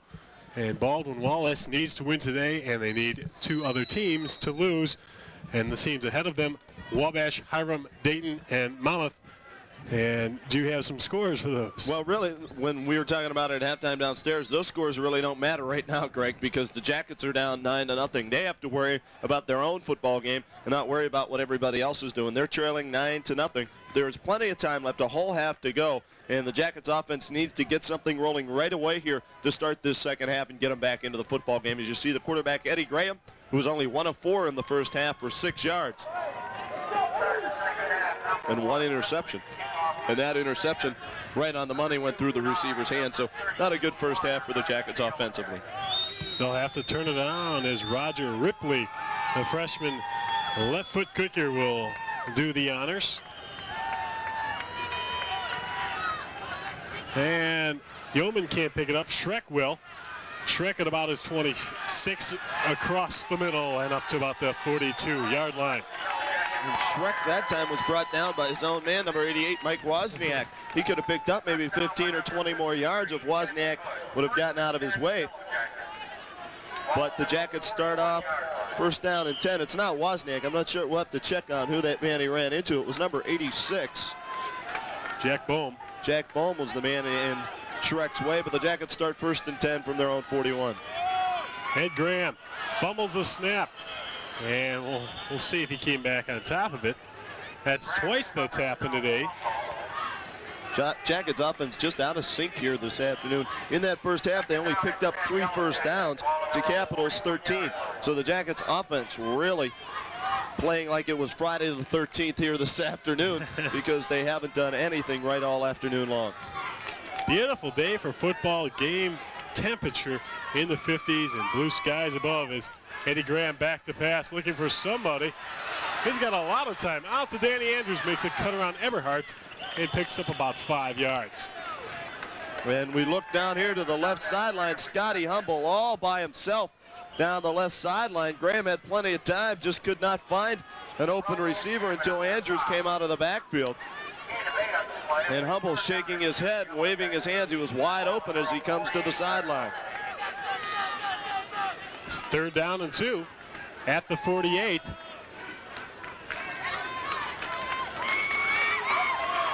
Dudash and Reinhardt, the wideouts. We've got Dudash, and he's one-on-one against Scott Moeller, a linebacker. Let's see if they pick it up. Out to Andrews. Andrews around Moeller, picks up the first down and keeps going. Brought down by Justin Hammond. And a first down for the Yellow Jackets. We didn't see many first downs by them in the first half. Be interesting to see, Greg, if they go back to that play a couple of plays ago where Humble was wide open. Maybe he could break free again. And as we mentioned, he was so wide open, who knows? We might see the Jackets go back to that play. Reinhardt, a linebacker on him. We'll see if they pick this up. Graham gets it back. Reinhardt's open. They get it to him. And now he came back. He had the first down, Greg. And let's see where they marked the football. He had the first down. He tried to make something bigger out of the play, and he might have lost a yard and not picked up the first down. We might have to bring the chains across the way, and that's what we're going to do. Reinhardt had the first down, and then he tried to come back and make something happen really big, and nothing happened. He might even miss the first down now by about a yard. That was only a first down play, so it would be 2nd and inches if he didn't make it. But the way the Jackets have been getting first downs today, they'd be happy to find out if it is a first down, as we'll see the change across the way here. And you take a look at it close up here down at the George Finney Stadium turf. And he got it by about 2 inches, just enough to pick up the first down. So Reinhardt gives the Jackets a first down and 10 at the Capital 34-yard line. When the Jackets have come out throwing the football here in the second half, Greg. Mike Dulsack, the cameraman on the field, able to get you that picture just a moment ago. 1st and 10 from the 34, and Baldwin-Wallace trying to get the offensive machine rolling. They've had 82 points in the past 2 games, none today. Andrews in motion to give up to Conyers. Conyers bouncing off some people. Conyers was only 35 yards in that first half on 10 carries. So he's about 41 yards shy of setting that season mark of yards rushing, but I'm sure he would really not care about that as long as the Jackets would win here this afternoon. Howell and Sokolowski, twin receivers to the right. Ed Graham pitches out to Conyers. Conyers tries it around the left end, and Moeller was there along with Eberhardt.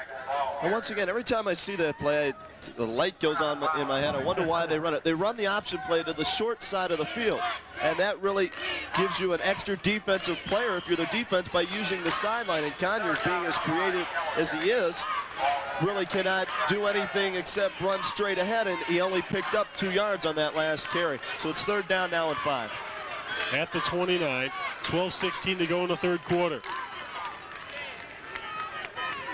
Graham He has Sokolowski wide open in the middle, and he's going to go down and eat the football. Sokolowski was wide open at the 23-yard line, waving his hands. You'll see Sokolowski coming off the field now with his hands on his hips. He was wide open, and Graham did not see him once again, and it'll bring up a 4th down and 9 situation for the Yellow Jackets. And they're going to go for it. Rod Lanning, the man coming in to get the sack. They need 9 yards. Hummel along with Reinhardt. The wideouts.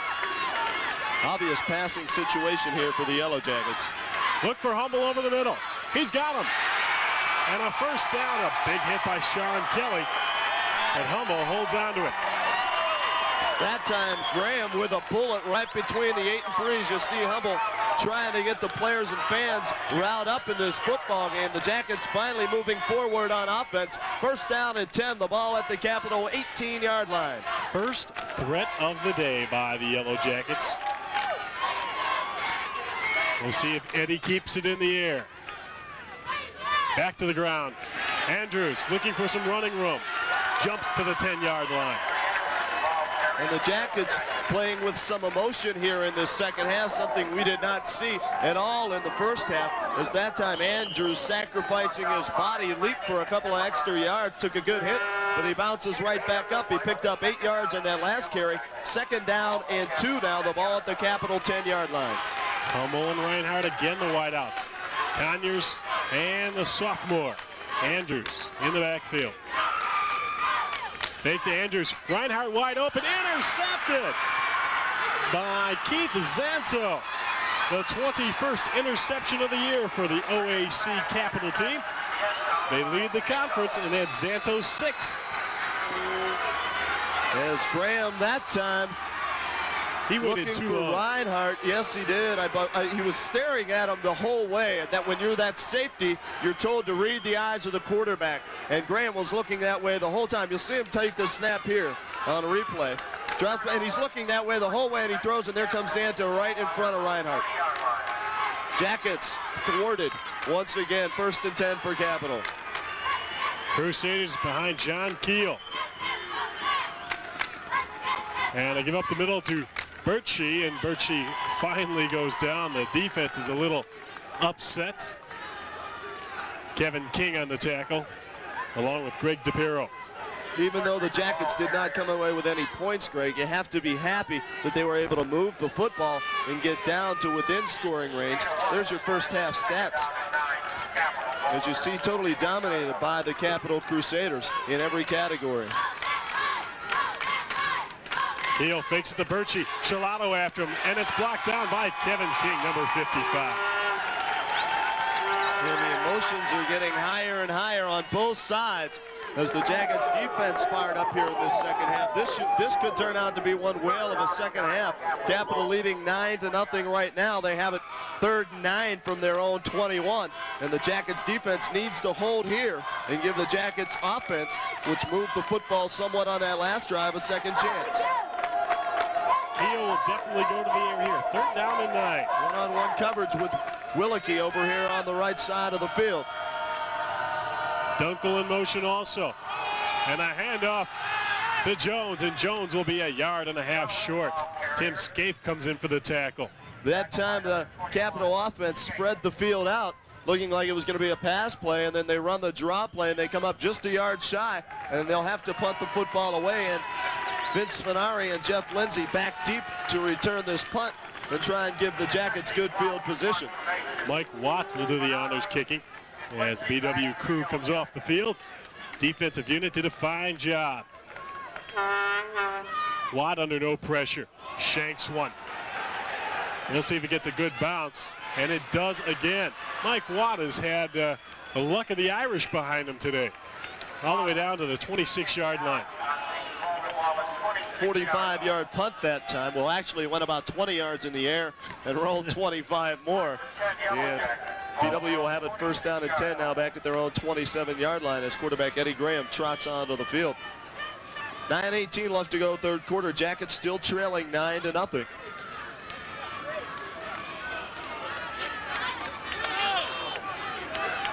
Dudash and Reinhardt, again, the wide receivers. Conyers, their lone tailback. Graham right out to Andrews, and Andrews will be pulled down by Eberhardt, and Eberhardt doing a fine job for the Crusaders today.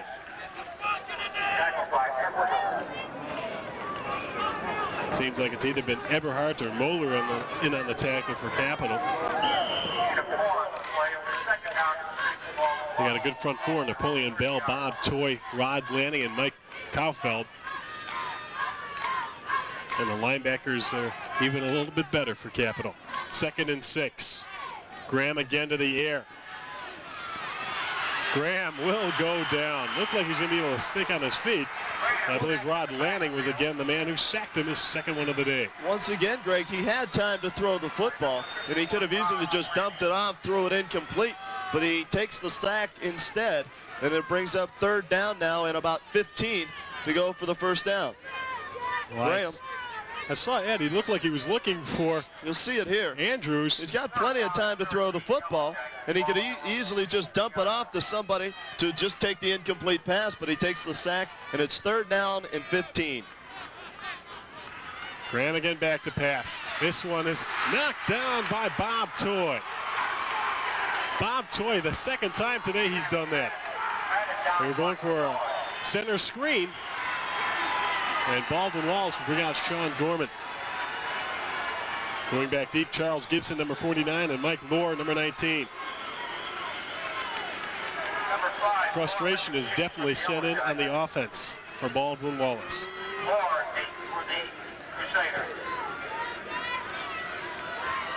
See Tom Pipoli warming up on the sidelines. We might see him in the defensive backfield. Gorman gets off a low kick. Lohr wants to take it, and he'll take a big hit. But what he did there, Greg, even though he took a big hit, he caught the football on one bounce, did not let it take that roll where the Jackets have been hurt the last couple of times. He sacrificed his body, but probably saved about 15 yards by taking that punt on the first out. That's correct, and they're at the 43-yard line in good field position. 7:53 to go in the 3rd quarter. Greg Fronek along with Ken Roda on the Cablevision Sports Network. The Ohio Athletic Conference Championship game. John Keel. McKenzie is a lone backfield man. Birchie in motion. Keel has to go long. Kevin King was on him, and Willicke couldn't catch the over-the-shoulder pass. An interesting but scary stat if you're a BW fan, courtesy of Mike Mortarello. In the last, I believe it's 2.5 years, the Jackets against teams with purple uniforms are 1-4.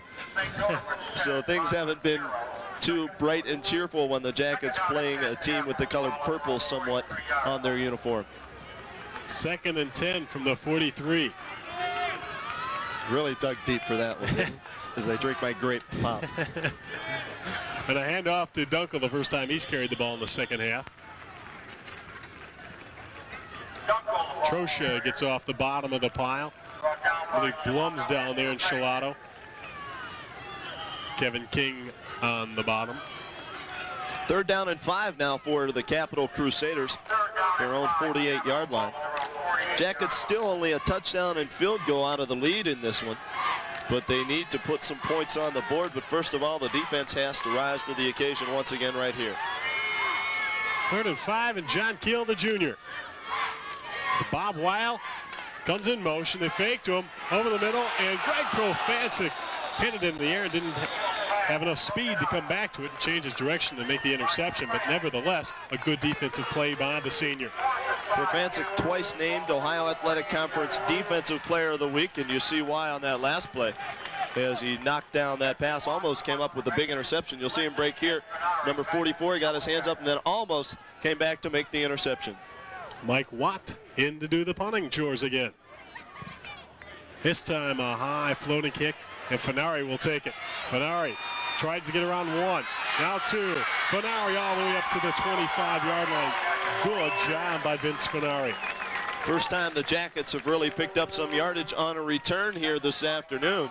And Fenari, breaking a few tackles, picks up about 11 yards on that last punt return. And we'll see what the Jackets offense can do now with 6:54 left to go, 3rd quarter. Still trailing 9-0. Graham keeps him a little extra long in the huddle. They've tried one flea flicker today. Pitch out, and again a reverse, this time to Hummel. Moeller looking to bring him down, he does, and maybe a gain of a half a yard. Did you have a vision on that, the flea flicker? Something was there. It just tipped me off. I don't know what it was. I could just sense it. Bob Packard, 7th season. Looking for career win number 56, and it would be a big one.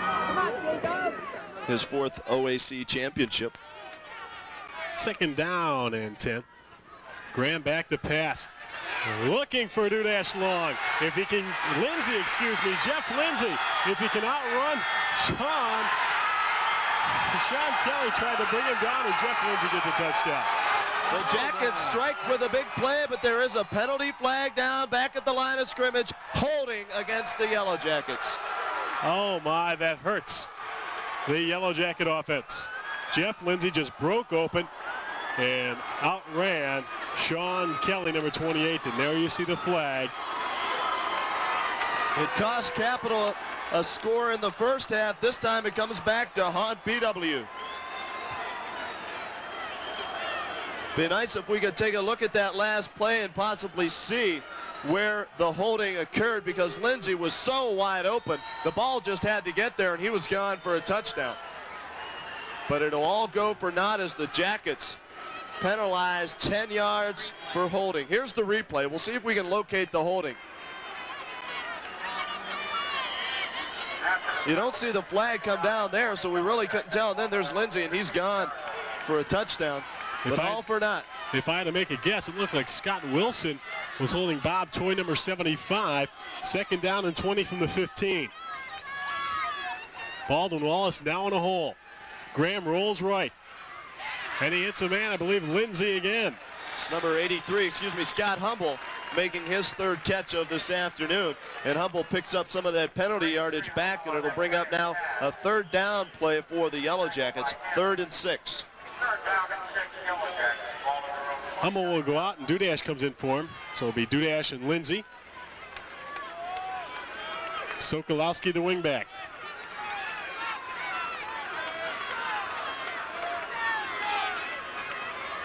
Andrews in motion. Graham back to pass. Looking for Dudash. Dudash off of the numbers, and he would have had a 1st down. The Jackets just cannot get a break here this afternoon, Greg. That's about the 3rd time this afternoon that Graham has put the ball right on the numbers, and his receivers have just flat out dropped it. And now they'll have to punt the football away once again, and the Capital fans and the rest of the players on their feet applauding their defense, who dodged the big bullet there. We'll take a look at it. Number 70 in white is the one who got held, and you really couldn't see it too much, but the flag was thrown and the damage was done. Scott Wilson, the guilty party, as Lohr won't be able to get to it in time. This one will roll way back down around the 15-yard line. They'll stop it dead at the 14, where Capital will take control with 5 minutes and 10 seconds left in the 3rd quarter. Sean Gorman gets off a good one. 57-yard punt that time by Sean Gorman. He's not too happy with himself. It wasn't the prettiest punt, but it took a nice BW roll, and for once in this ball game, Capital will be backed up deep in their own end. 1st down and 10 from their own 14-yard line. Capital has outscored their opponents every quarter except for the 1st quarter. See if the Jackets defense could come up with a big turnover right here. They need something to give their offense a lift as flags fly. We may have a delay of game penalty here against the Capital Crusaders. Maybe an illegal procedure. It looks like Tom Dunkel, number 34, moved quickly. He did. Tom Dunkel moved just a little bit too quickly. We have some scores. We're trying to fill you in on the playoff scores, but we haven't gotten any 3rd quarter scores from the teams involved with the possible playoff picture for the Yellow Jackets.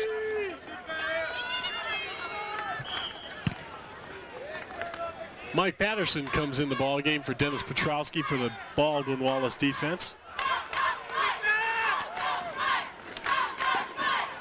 Not much running room there as Tom Scilato brings down the running back Doug Jones. Second down, or it'll be third down. No, it will be second down and 14. Keel has been very effective in this ball game, 11 of 15 in the first half for 124 yards. So he's been very accurate coming into the ball game. He's one of the most accurate quarterbacks in the OAC, and he's shown you why here this afternoon, and he's faced with a long down here, 2nd and 14. Birchie in motion. Give off to Dunkel.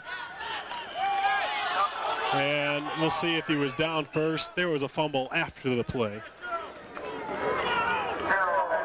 Capital retains possession. Third down and 11. 4:18, the clock is running in the third quarter. Plenty of time left, but Baldwin-Wallace has hurt themselves, especially here in the third quarter. Graham threw an interception in the end zone, and then for a touchdown pass of 75 yards was called back on a holding penalty. So a possible of 14 points right there taken away because of mistakes made by the Jackets offense. Keel with Birchie in motion.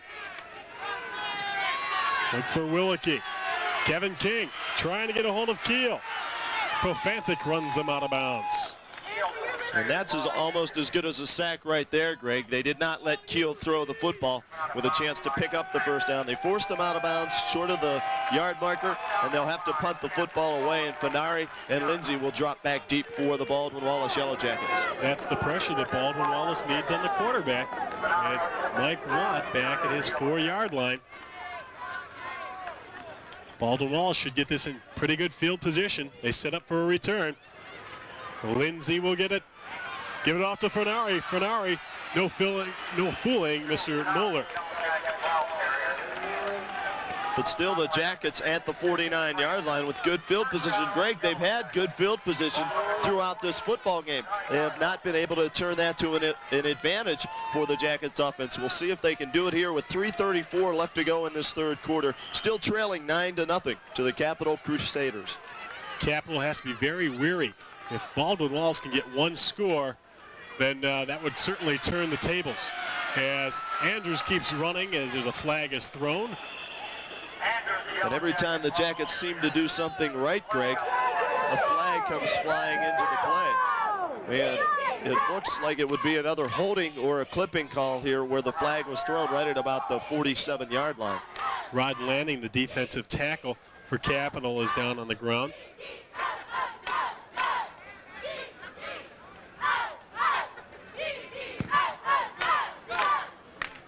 And there's your indication, holding against the Yellow Jackets.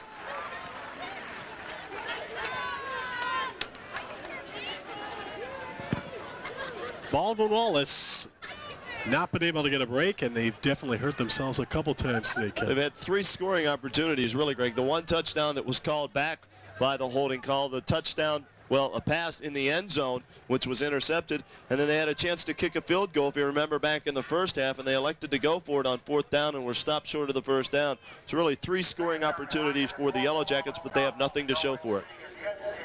There you see a dejected Baldwin-Wallace fan at the moment. Down on the ground, defensive tackle, 5'9", 200-pound senior Rod Lanning from Fremont Ross High School. 3:28 to go in the third quarter. Capital still in the lead, 9-0. And Baldwin-Wallace will have it at their 41-yard line. First down and 18. The Capital offense coming into today's ballgame only averaging 16 points a ball game, but their defense has only given up 13 points a ball game. So it's been mainly their defense that has won the football games for them this year, and they're looking to do it again here this afternoon, shutting out BW thus far. Baldwin-Wallace's Ed Graham is ranked 13th in the nation in passing efficiency in the latest NCAA Division III statistics. Certainly today it's not going well for him, though. There's been a couple of drop passes, not to his dismay, but not to his credit.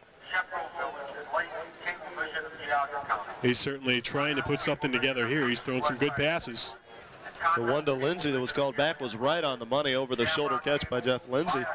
But everything's been going bad for the Jackets this afternoon. Lauren Conyers came into the ball game this afternoon with 5 100-plus yard games. Last week, 244 yards. The week before that, 184. And the week before that against Mount Union, 151. In the first half, Conyers only had 35 yards. So the Capital defense has done it not only by stopping Mr. Graham, but they have stopped Mr. Conyers as well. Rod Lanning will be taken off the field. They're looking at his right knee. Doesn't look good right now. But as we saw last week with Graham being carted off on the stretcher as well, things can turn out for the better, and hopefully this injury is not too serious. Take a look at the replay. We'll see if we can locate where the injury occurred. And you really can't tell. No, you can't, Rod. He's up the field a little bit.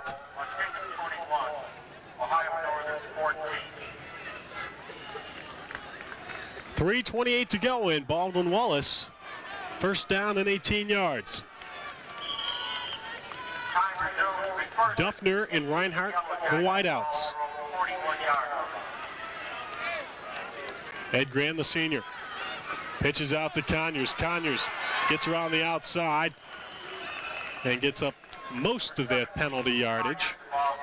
Good block that time by Ron Kurak, who sprung Conyers to the outside, and Conyers was able to pick up 8 yards on that carry. Second and 11. Defensive signal caller, Jay Sherritt. We'll see that going back to the line next time. Ed Graham back to pass, looking for Reinhardt. That's going to be a little too far.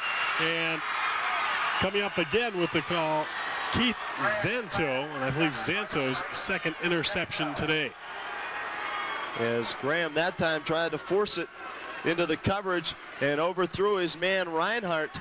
And sometimes when you have to throw over the linebackers, you throw it a little bit too high, and that's what happened there as Graham throws his third interception of the ball game. Good catch that time by Zanto to make the interception. He had Kurak once again over the middle, Greg, for the first down, but he was looking to go to Reinhardt the whole way. Zanto's second today. He has 7 on the season. 22 now for Capital, who leads the OAC in thefts. Back to pass, look for Wilkie. He's under pressure. Kevin King running after him. And Procaccini will run him out of bounds. Good job that time by Keel to scramble out of the pocket and get close to a first down. Because everybody was back in pass coverage, there was plenty of room for him to run. And Keel wisely picked up 9 yards. It'll be 2nd and 1. 8 and 9 on the play. Second down and 1, Capital. Ball on the road, 36 yards.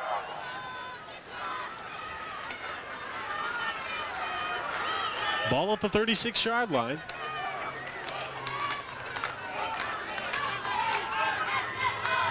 John Keel with Dunkel in motion. Keel will take it himself. Keel gets the first down up to the 41-yard line. Tackle by number 93, Rick Blunt. First down, Capital. Ball on the road, 41 yards. Well, the defense needs to put more pressure on the quarterback. Time left. 2:18 left in the quarter. 9-0 Capital over Baldwin-Wallace in the OAC Championship game.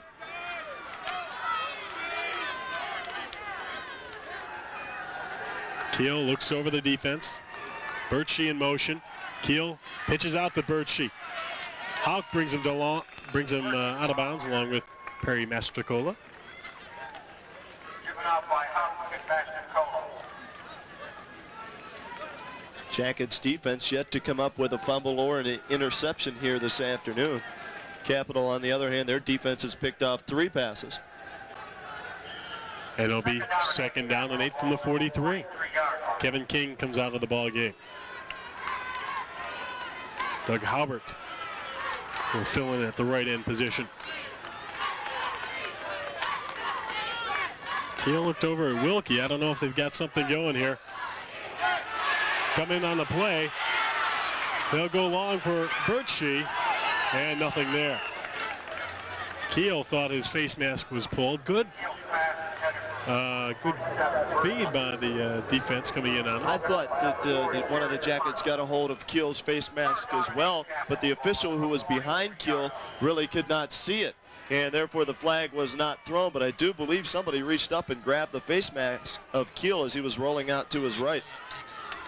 Take a look at it right here. Right there it was. It was number, I believe, 39. Medveds, the linebacker, grabbed a hold of Keel's face mask. Good job by our crew in the truck and the cameraman to show you that. The Jackets get away with a break there. Keel on a 3rd down play. Looks for Birchie.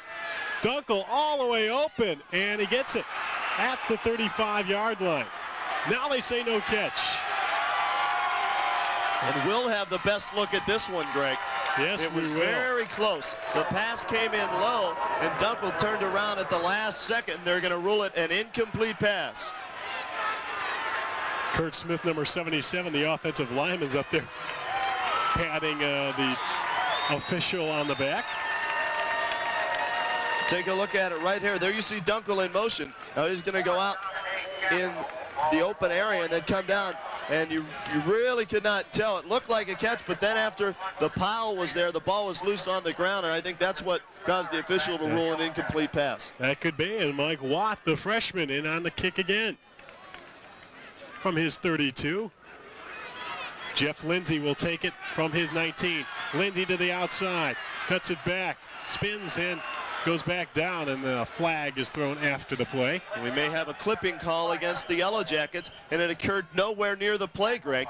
And the Jackets are going to be backed up, I do believe, deep in their own territory to start this drive.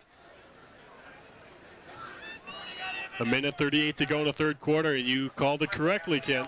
And that clip had nothing to do with the play whatsoever. Lindsay was on the other side of the field. I'm not sure who the man was that clipped, but he just cost the Jackets about 10 yards, and they'll have to start deep in their own territory, trailing 9-0. Ed Graham comes back on the field, 90 yards away from a touchdown. Baldwin-Wallace has been shut out today the past 2 games. Last week, playing Ohio Northern, 31 points. The week before, 51 at Otterbein.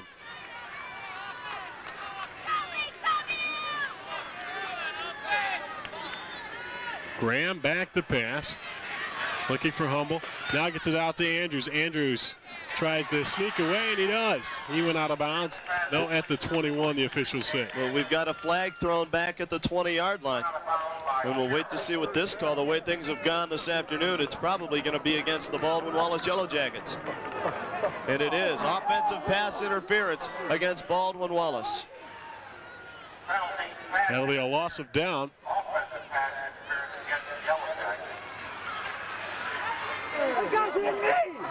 Scott Humble, you hear him? It wasn't me, he says. Good game, too bad you're missing it. Pass interference and the loss of down. Second and 15 now from the 5-yard line.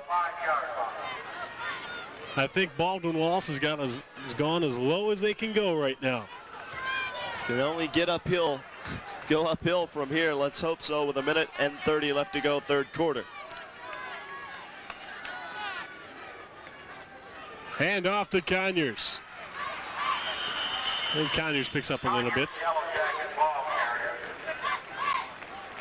The Capital Crusaders coming in here to George Finney Stadium. Heard a lot about last year's victory, saying that when they beat the Yellow Jackets, it was a fluke. It was at the end of the season. It didn't mean much. Well, they're here this afternoon to prove that they are a team to be reckoned with in the Ohio Athletic Conference, and they want to win this OAC crown.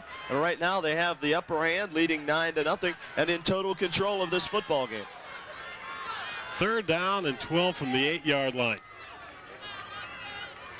Ed Graham looking for Humble all the way. Goes long now for Jeff Lindsay, and about 5 yards too long. So he had a step on Keith Zanto. Graham once again with time to throw the football, could not spot a man open. Credit to the secondary from Capital in their coverage of all the wide receivers and running backs coming out of the backfield. It's a good crew they have back there. Zanto, Sherritt, and Kelly. And the Jackets offense coming off the field shaking their head. They don't know what to do to try and get something going. Gorman in his end zone. Gets off a high one. And a fair catch there by Mike Lohr. Great field position for the Capital offense. 1st and 10 at the 42-yard line of Baldwin-Wallace. This has been a long third quarter with the injuries and a lot of incomplete passes. We've got 40 seconds left in this third quarter. Ken Roda along with Greg Fronek bringing you the OAC Championship game here on Cablevision. 40 seconds to go in the third quarter. They've got Mike Fulmer, the tight end. Now they bring him back into the line. And Wilkie goes out as a wide out. Out of your pitcher at the bottom of the screen. And a pitch out, and Dunkel can't get it. And coming up, Profancic. And that's the big play that the Yellow Jackets needed. Good pressure applied by the defensive line to force that fumble. We'll take a look at it again here shortly. And then Profancic, not trying to pick up the football and run with it, just simply fell on the football to take control of it and give the Jackets the big break that they needed. 1st down and 10 now for the Yellow Jackets. We'll take a look at the play right here. Someone provides pressure. As soon as he turns around to hand off, there's somebody there. It was Shalato, number 87, and Rick Blum also there. And then Profancic falls on the football. Ed Graham gets the call again. Close to midfield, hand off to Conyers, nowhere to go. Number 82, Todd Smith, comes in to make the play. Todd Smith filling in for Rod Lanning. 2nd down now and 9, ball resting at midfield. Could be the last play of this third quarter.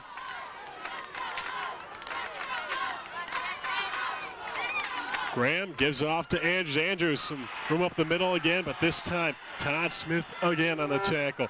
And that'll do it for here in the third quarter. The fourth stanza's next here at Finney Stadium. It's Capital 9, Baldwin-Wallace 0. Come back for this one.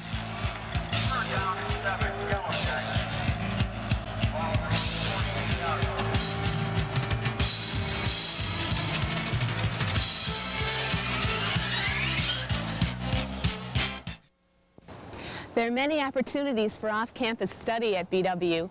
As a biology major through the Ecology Field Studies program, I've been able to study the salt marshes and barrier islands of the New Jersey coast and the ecosystems of the Everglades and coral reefs of the Florida Keys. I'll never forget the first time I saw a coral reef. It really blew my mind.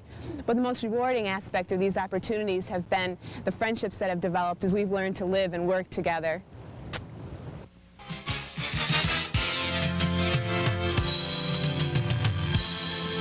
Fourth quarter action, here we go. Ed Graham. 3rd down play. Looking for Sokolowski or Dudash.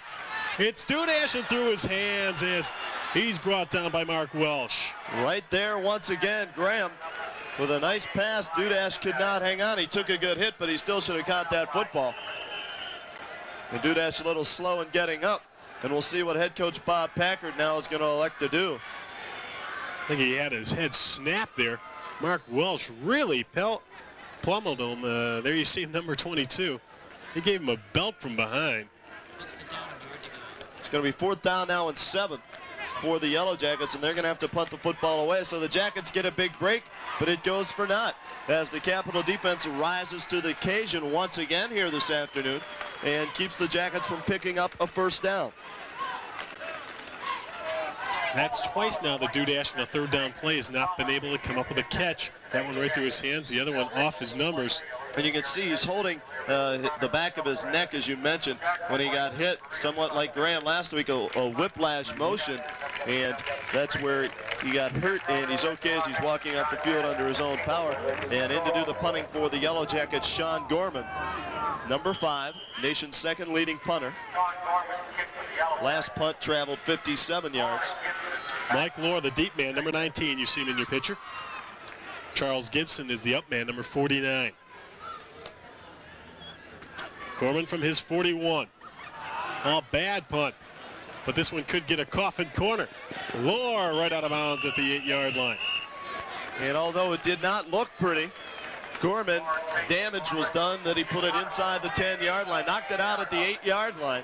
And Sean Gorman showing you why he is an All-American candidate and also an academic All-American candidate, as he puts a nail in the coffin here, and hopefully the Jackets defense can come up with another big play as Dudash still being attended to on the sideline. First down and 10. Capital, the ball at their own 8-yard line. John Keel with Doug Jones in the backfield. They hand off to the other running back. I'm not quite sure who that was. I believe Tom Dunkel, number 34. 14:35 left to go. Fourth quarter. Jackets still trailing 9-0. Pick up a 4 on that last carry.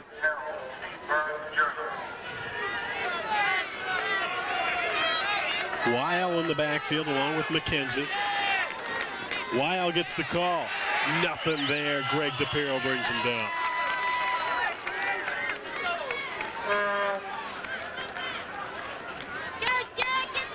Third down and 5 from the 22, and the Baldwin-Wallace defense doing a good job here in the second half. They've done a good job all game, really, Greg. They have yet to give up a touchdown. 3 field goals. That's true. And you can't ask for more than that from your defense. It's just that the Jackets offense, with the exception of a couple of drives, has been non-existent. Keel back to pass. Running for his life. Profancic brings him down. And he's going to be way short of a first down. It'll be fourth down. And Lindsay and Fenari go back to return the punt. They should get it in good position. Profancic, a senior, going to be some big shoes to fill there next year, as he's Mr. Everything on defense for the Yellow Jackets this season, as he reached out and tripped up Keel. Watt again back to punt. Baldwin-Wallace setting up for the return. High punt. Fenari gets it at his 45, the 45. Up to about the 33-yard line. And the one good thing right there, we have no penalty flags down on the field, Greg.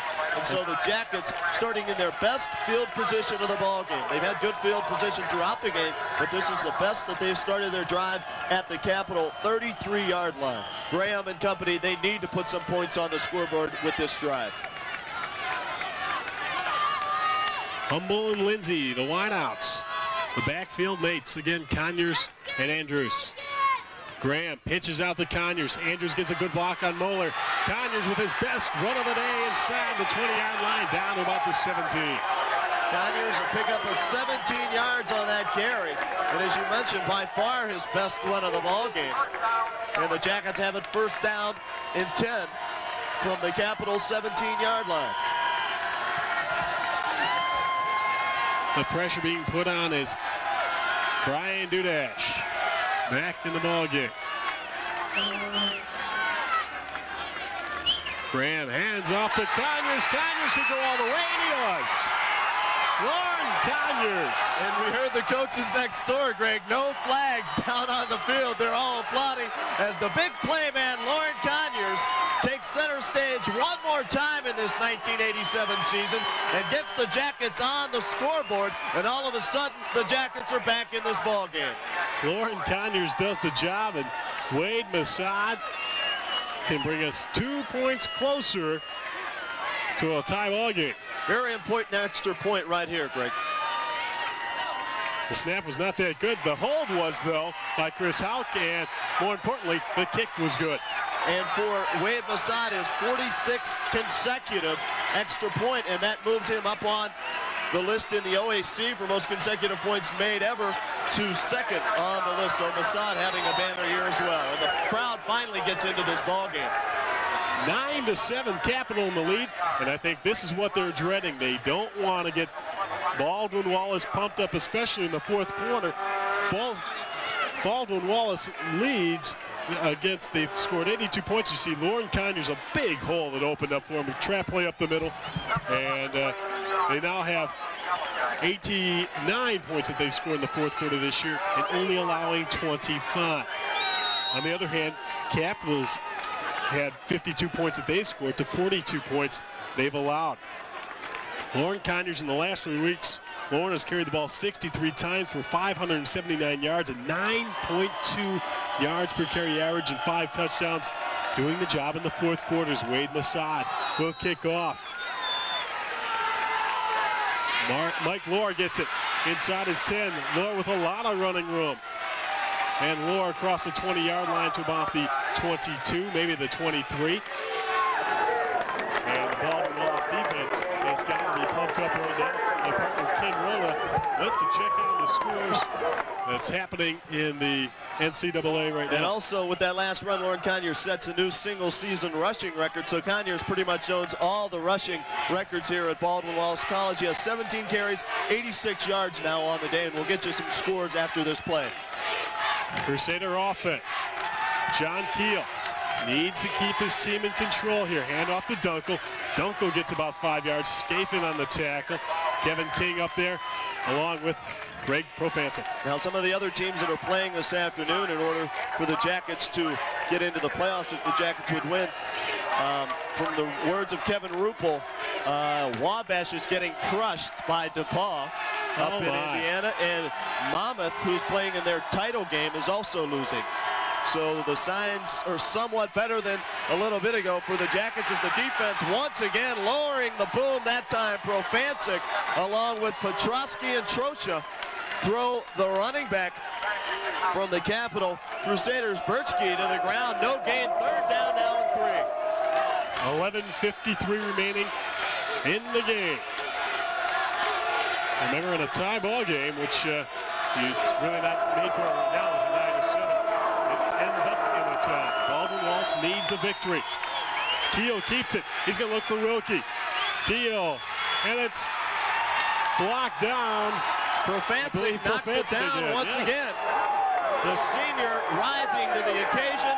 The last two defensive series, it's been all Greg Profancic, and the Jackets are really fired up now.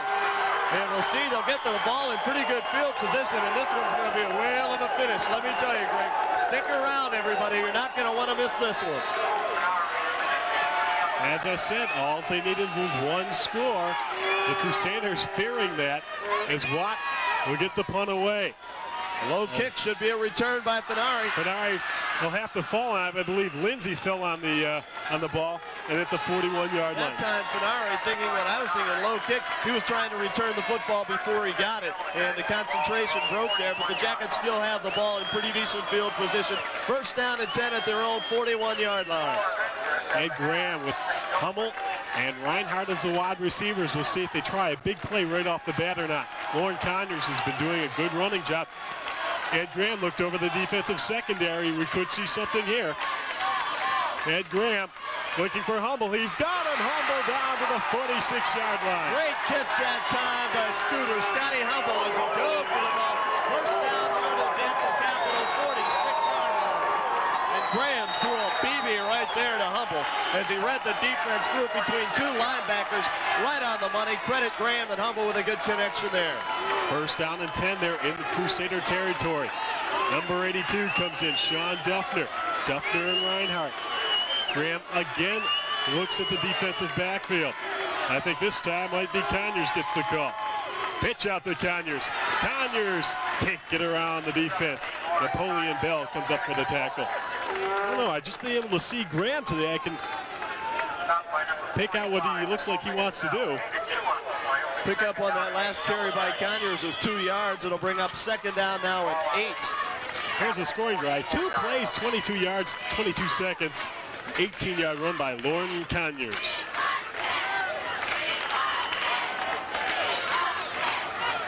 That doesn't seem right, but maybe it was that quick. 2 plays, 34 yards in 22 seconds. Conyers had all 34 yards on that last series for the Jackets. We'll see what Baldwin-Wallace has in store here.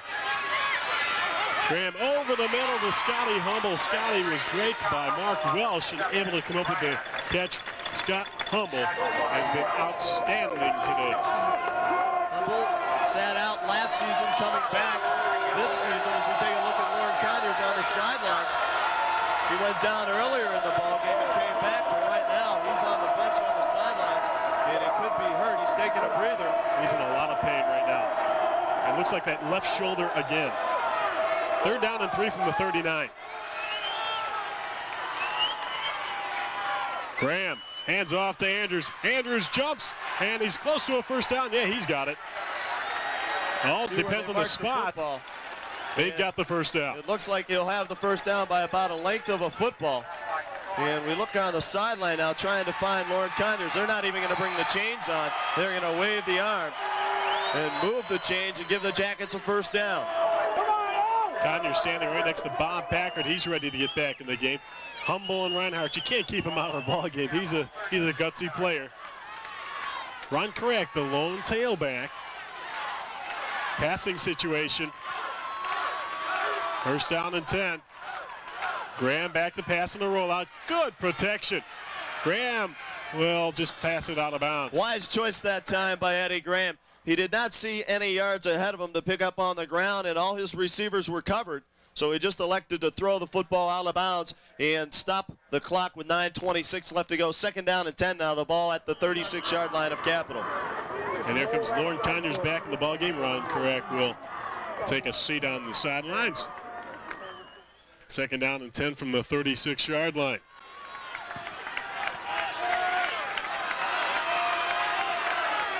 Hummel's been the main man. And a handoff and a draw play and nowhere to go for Lauren Conyers. Good defensive play there by Napoleon Bell and also number 25, Brad Bush. A loss on that carry of 4 yards. So it'll bring up third down now and 14, Greg. And really in this situation, not if you don't pick up the first down, you do have Wade Massad, who is a pretty good field goal kicker. 57 yards though. Right now, if you pick up 10 yards, you get him down to the 30-yard line. That would be his career best of 47 yards. But hopefully the Jackets will get the first down and it won't come to that. Ed Graham takes the handoff, wants to go long.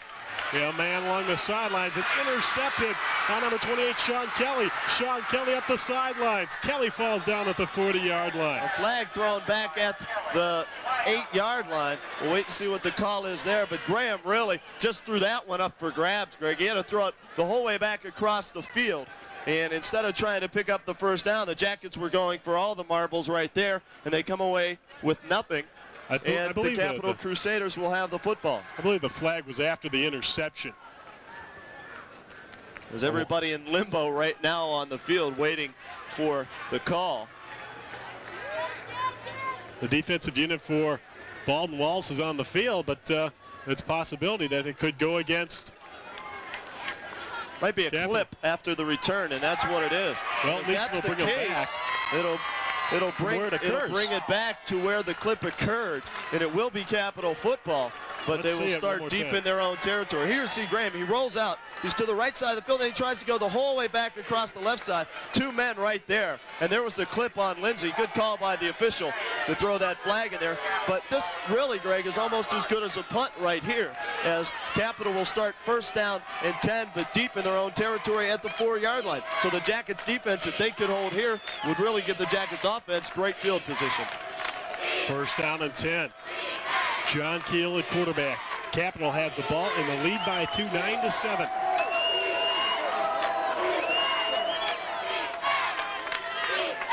Keel, Birchie in motion. Keel will hold on to it. Fakes out Petrowski and goes up the middle. And he picks up a first down, and that's a big first down right there, Greg, because it gives you breathing room to be able to do some movement in the backfield and not worry about maybe fumbling the football in that area. 8:32 left in this one. 9-7. The Crusaders over the Yellow Jackets. So you look on the sideline, Lauren Conyers showing no effects of that last injury that he had. Seems to be okay. First and 10 from the 14-yard line. Dunkel in motion, but this one's blocked on. Doug Hubbard, number 31, comes up and blocks the pass. And the Jackets defense really has shut down this Capital offense here in this second half, as they've done a good job applying some pressure on Keel, and that has really thrown his passing efficiency off here in this second half. You're right, Ken. Second down and 10. It's been a good defensive day so far for Baldwin-Wallace. And for Capital as well. Good defense both ways. Second and 10 from the 14. Keel, long count. Gives out to Dunkel. Dunkel nowhere to go. He stopped. Number 43, Mark Patterson, an inside linebacker, the man on the stop. I don't want to scare the defense here, but they're doing a good job on Mr. Wilkie here in the second half. Yes, they have. When you need a big play, you normally go to your big play man, so we'll look for Keel to go to Wilkie here on 3rd down and 8. They got double coverage, however, on Wilkie on the right side of the screen. Keel to throw, in trouble. Saplak came in on Halbert. Phil Medvez comes up, and it's going to be a 4th down situation. Medvez, Profancic, and Chalato, 3 of the Jackets' 4 linebackers right there to make sure Keel did not pick up the 1st down. And the fans applaud this effort by the Jackets defense here in this second half. Panari and Lindsay back deep for the Yellow Jackets. Mike Watt, the freshman, back to punt it away. Watt gives up a high one, and I don't know if anybody's going to come close to it. And the ball is going to roll for Capital down to the 43-yard line. Never seen a game where a punter has gotten off so many bad kicks, but has gotten the roll of the ball here this afternoon as the Capital Crusaders have. That ball hit at about the 47-yard line of Capital and finally rolled dead at the BW 43-yard line. So Capital gets a big break there. 6:56 left to go. Jackets trail by 2 as you take a look at head coach Bob Packard on the sideline. Humble, the big play man today. At the bottom of your screen, out of the picture now. And a handoff to Conyers on a misdirection play in the backfield. And they didn't fool Moeller, but Conyers keeps on his feet and goes along the sidelines. Moeller had a hand on him. But Lord Conyers, good player, able to stay on his feet and keep moving the legs. Conyers 20 carries, 89 yards, and 1 touchdown. Clock stops as Conyers went out of bounds on that last play. He did a good job to pick up some positive yardage after breaking the tackle in the backfield. 2nd and 6, 3 wide receivers. We haven't heard anything from Tom Sokolowski this afternoon yet either. And out to Andrews. Andrews picked it off his knees, and he just gets back to the line of scrimmage and maybe a half a yard. It'll be 3rd down, a big 3rd down play. 3rd and 5 for the Yellow Jackets.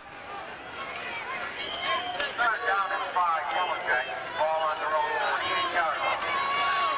As I mentioned, Tom Sokolowski, 2nd leading receiver on the Yellow Jackets team, has been shut out here this afternoon. So let's see if Eddie Graham can maybe hook up with Tom Sokolowski here on this big 3rd down play. Andrews in motion. Excuse me. Eddie Graham looking for Andrews. Now across the middle, you got Scotty Humble, and Humble gets a 1st down. Ed Graham likes to flirt with danger. Oh my, across the middle, and 3 Crusaders just missed it. A little bit of zip on that ball. Some quarterback talk for you there. As Graham really threw that one about 85 miles an hour right between the numbers on Scotty Humble's jersey, and it picks up a 1st down. Scott Humble trying to fight with Lauren Conyers for the player of the game honors for Baldwin-Wallace on offense. 1st down and 10 from the 44. They keep moving. A fumble. The ball is loose, and it's going to be Capital's ball. Number 23, Justin Hammond, the inside linebacker, coming up with it the 3rd time today, Kent, that Ed Graham has lost it on the handoff.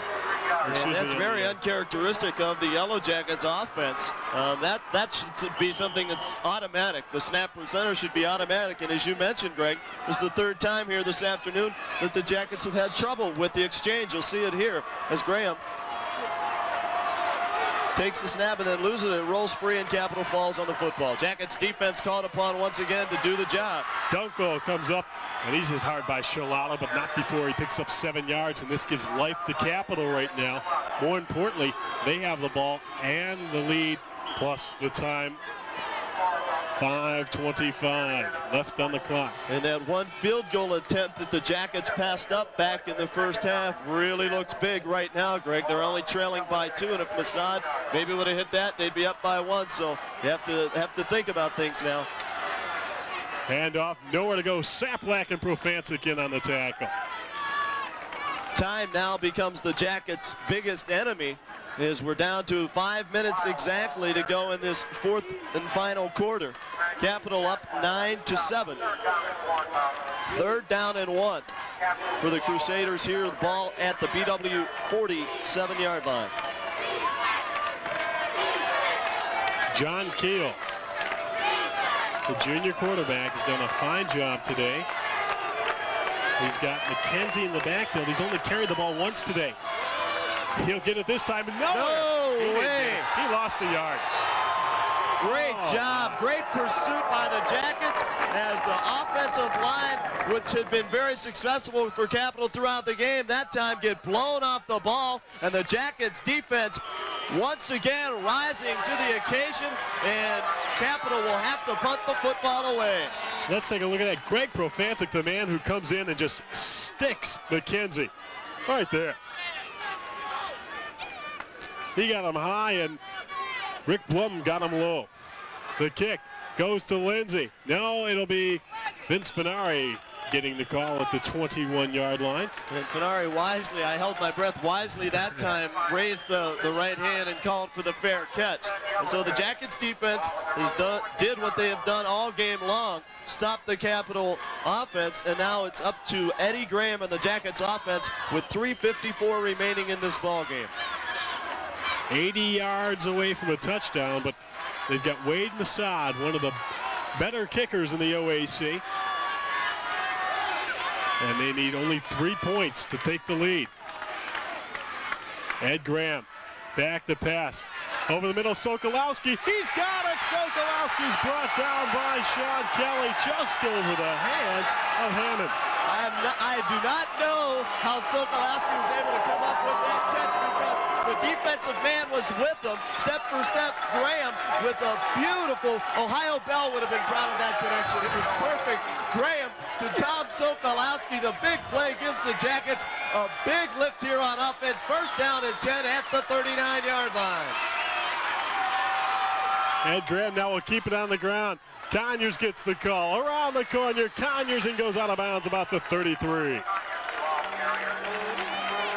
take a look at that long pass game. We'll look at the replay of the long pass. Let's take a look at this play as Graham threw a picture-perfect pass to Sokolowski, who I mentioned earlier hadn't done much. There you see Sokolowski. He's out of your picture. Now watch this play. The hand goes up, and it's just over the outstretched hand of Hammond, and Sokolowski with great concentration made the grab, and the Jackets in business now at the Capital 33. And Ed Graham did a fine job of faking that pump to the left side.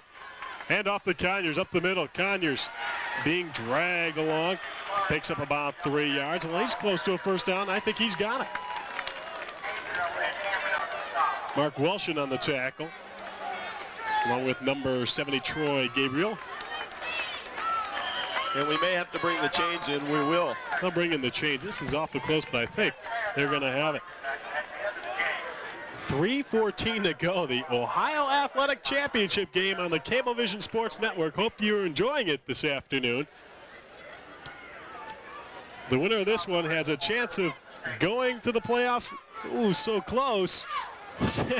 The officials, it's that close. Oh, maybe a half-inch away. Unbelievable. Good camera work by Mike Dulcek down there on the field for Cablevision. They're at the 29-yard line. 3rd down and 1. Conyers now on the day, Greg. 97 yards on the ground, approaching his 6th 100-yard game of this season. That last pass play to Tom Sokolowski traveled 41 yards. And the biggest play thus far of the ball game for the Jackets.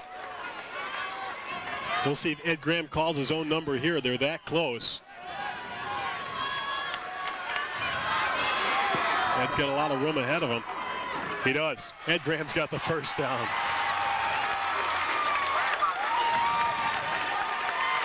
Still haven't had any further updates on those other possible playoff situation scores.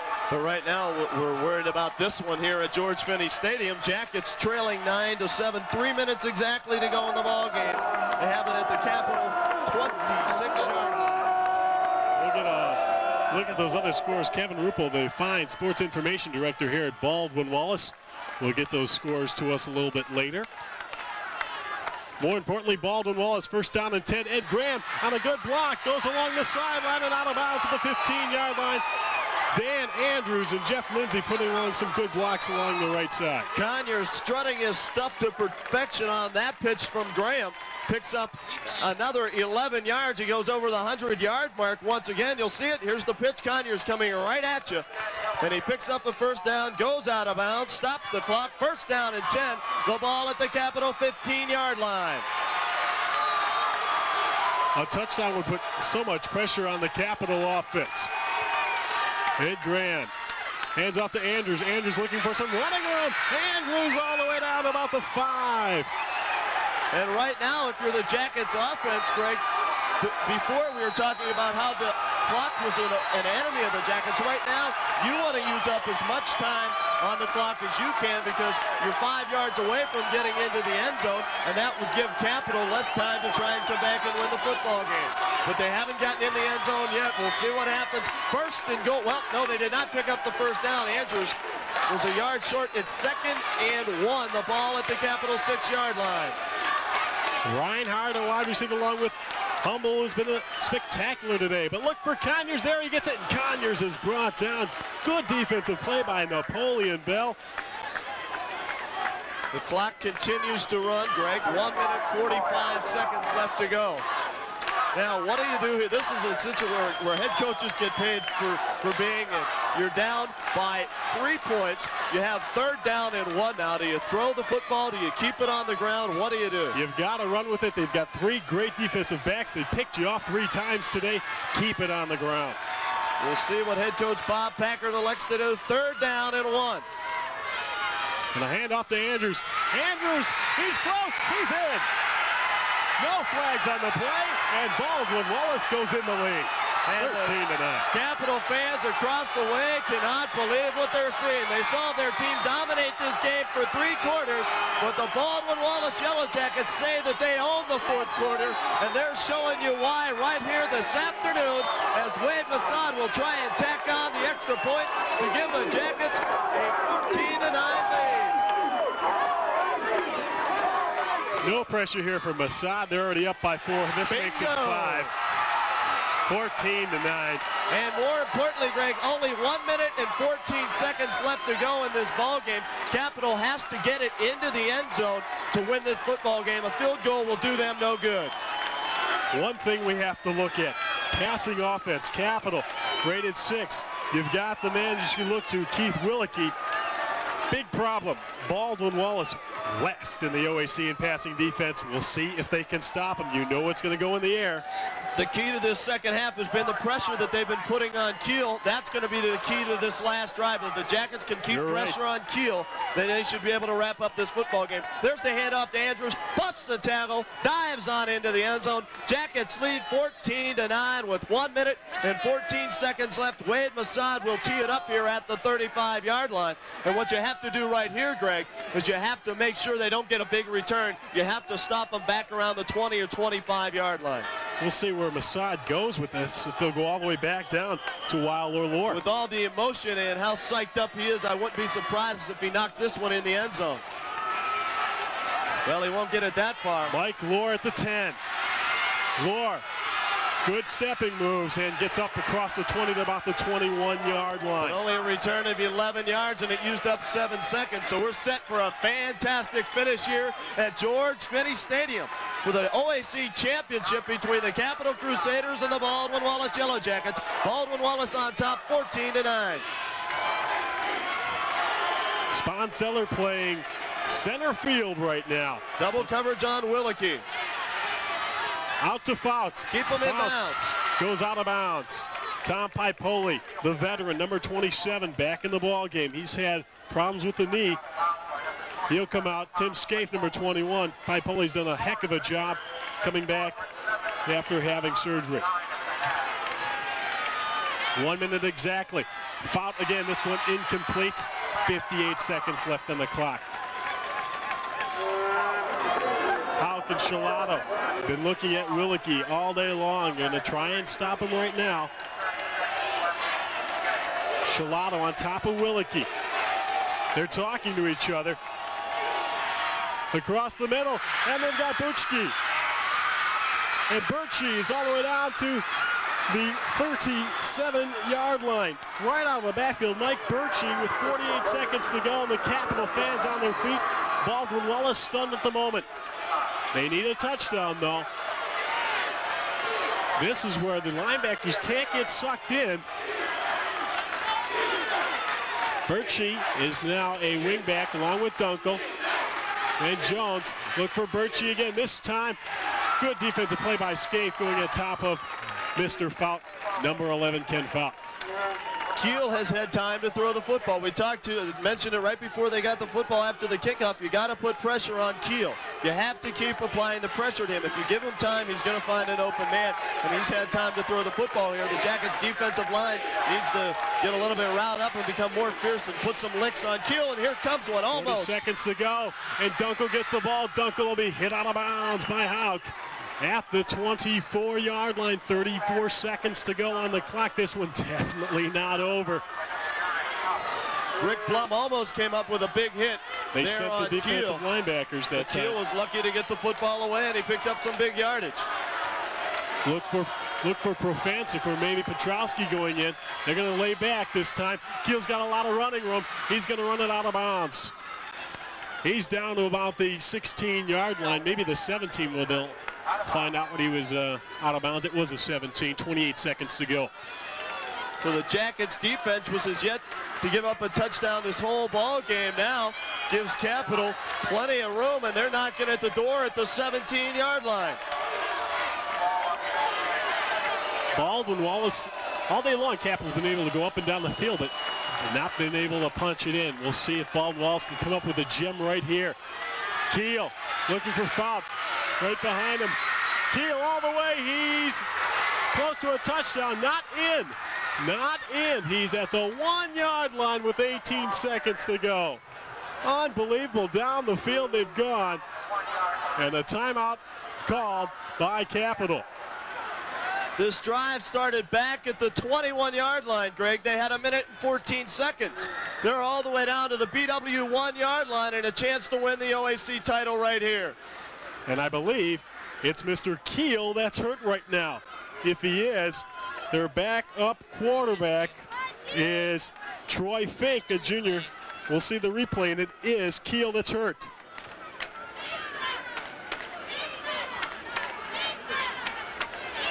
Oh, it was fumbled, but able to come back on top of it was a Capital player. And now all the Capital fans going to run down towards that end zone and cheer their team on. Let's see the hit, and we'll see if we can see what happened here. Ball did pop loose, but his knees hit the ground first before the ball went over the plane. So that's where they spotted at the half-yard line, if there was one. Keel's hurt. Troy Fink, number 11, the other quarterback, he's also a junior.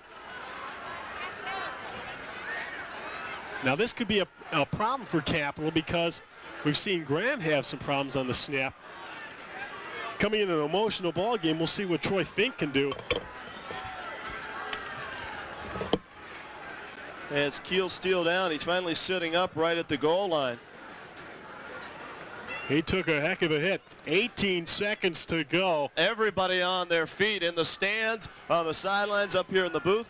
14-9 our score right now with 18 seconds. BW on top, but Capital has it first and goal from the BW 1-yard line. They've moved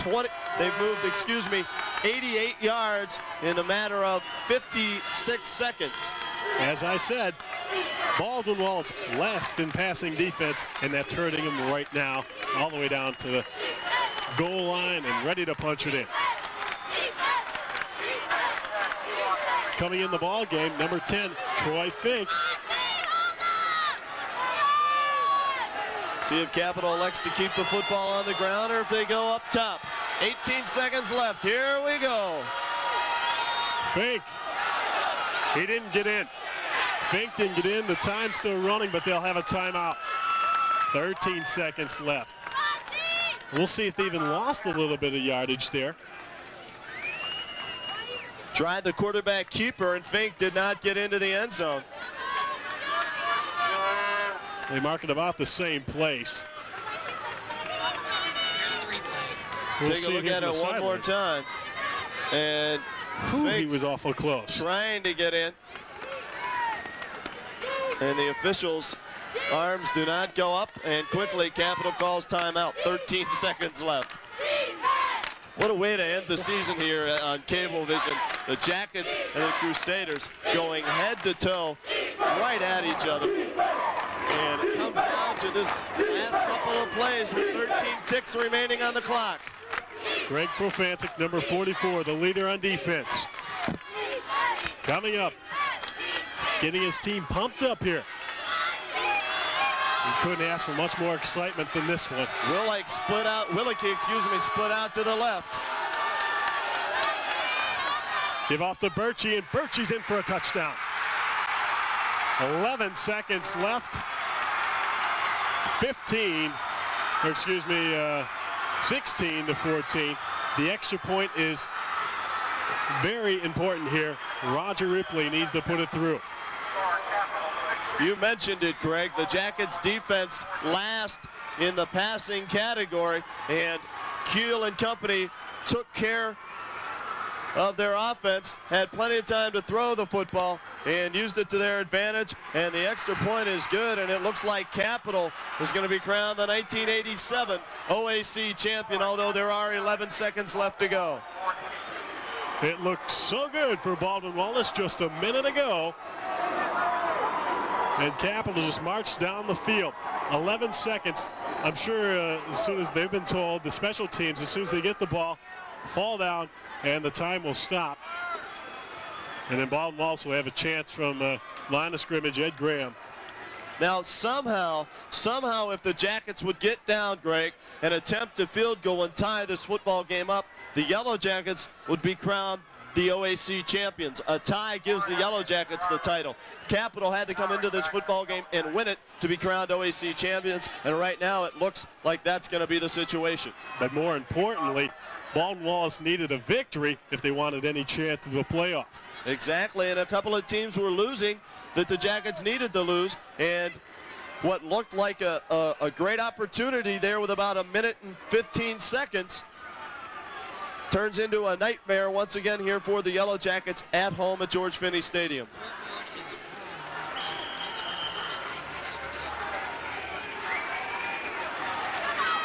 Here comes Ripley. Ripley along the sideline, and they'll let that go out of bounds. He'll have to kick 5 yards deeper than that. And we were told that the scoreboard is wrong. I'm not sure what's wrong about the scoreboard, whether there's more time on the clock than we see up there, or what.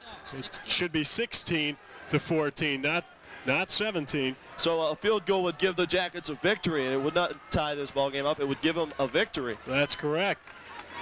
9 plus 7 always made 16 for me, so. And so they'll have to re-kick this one. And no time off the clock because one of the Yellow Jackets did not touch that football as it went out of bounds. So what you have to hope for here is get the football, fall on it, throw a big pass play, call timeout, or maybe get an interference penalty and try a long field goal. And once again, that field goal that was not attempted back in the first half comes back to haunt the Jackets, but it really shouldn't have mattered as the defense should have been able to hold Capital. This time hit by a Baldwin-Wallace player, and they'll just fall down on it at the 39-yard line, and a timeout is called with 8 seconds left, a chance for one, really one play, two if they were lucky. So Baldwin-Wallace needs to get about 30 yards on this play, have any shot of giving 25 yards. Give Wade Masad a pickup of 25 yards here and give him a shot at a long field goal. It's all you can hope for. You got to call timeout right away, though. That or along the sideline pass. I believe the Jackets only have one timeout left. So what Baldwin-Wallace needs to do, realistically get it down about the 35-yard line. And that would be, it'd be longer than Wade Masad's ever kicked it, but it'd be a 52-yard field goal attempt. He has attempted field goals of over 50 yards, and plenty of times he has had the distance. And the wind is blowing that way for Baldwin-Wallace. Not very much. You get maybe 5 miles or 10 miles per hour, but certainly would help if they got it up in the air. And once again, still everybody on their feet. This one not over yet. The Yellow Jackets going to give it one last ditched effort. 8 seconds remaining.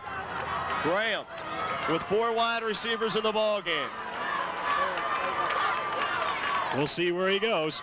Ed Graham is going to look for Lindsay. He's going to go long. Reinhardt, and it's intercepted by Charles Gibson, and this one's all over. Scott Hummel is hurt on the ground. He was stepped on, and this one's all over. Capital is your 1987 Ohio Athletic Conference champion. And an unbelievable finish, Greg. The Jackets, who were stalemated for most of this ball game, come back with 2 fourth-quarter touchdowns. And then the Jackets defense, which had played great all day, finally breaks down and gives up the touchdown in the last seconds of the ball game. And the Jackets lose this one 14, excuse me. Well, there it was. 16-14, and Capital, which is ranked 8th in the North region, has a chance of going to the playoffs because the 2 teams losing also today. Yes, they do, and they are enjoying their celebration in the middle of the field here at George Finney Stadium, and rightly so. They didn't give up. They could have given up after BW got into the end zone, but they had enough fight in them and came back all the way down the field in 1 minute and scored the game-winning touchdown. And the Jackets go home losers here this evening, and the Capital Crusaders going to be having a good time back home on their campus in Capital. Baldwin-Wallace offensive players of the game, Lauren Conyers, who went over the 100-yard rushing mark for, I believe, the 13th time in his career. And the wideout Scott Hummel had a fantastic game. And the defense, you've got to go to Greg Profancic, number 44. Certainly a fine season. Here he had a great football game, and the Jackets just come up short once again this year, and a chance to go to the playoffs is thwarted by the Capital Crusaders. For Capital on offense, you've got to go to John Keel. He ran the offense very well today. And on defense, Mike Eberhard did a good job also. Going to have the presentation of the Ohio Athletic Conference trophy, excuse me. And we want to thank Kevin Ruppel for all his fine work here this year in enabling us to bring you these telecasts with all kind of neat statistics and stuff to talk about. I want to thank you, Greg. It's been fun working with you. Yes, it has. And we want to thank everybody else involved with the telecast this year. Final score from George Finney Stadium in Berea, Ohio. Capital 16, Baldwin-Wallace 14. For Ken Roda, I'm Greg Fronek. Have a good evening.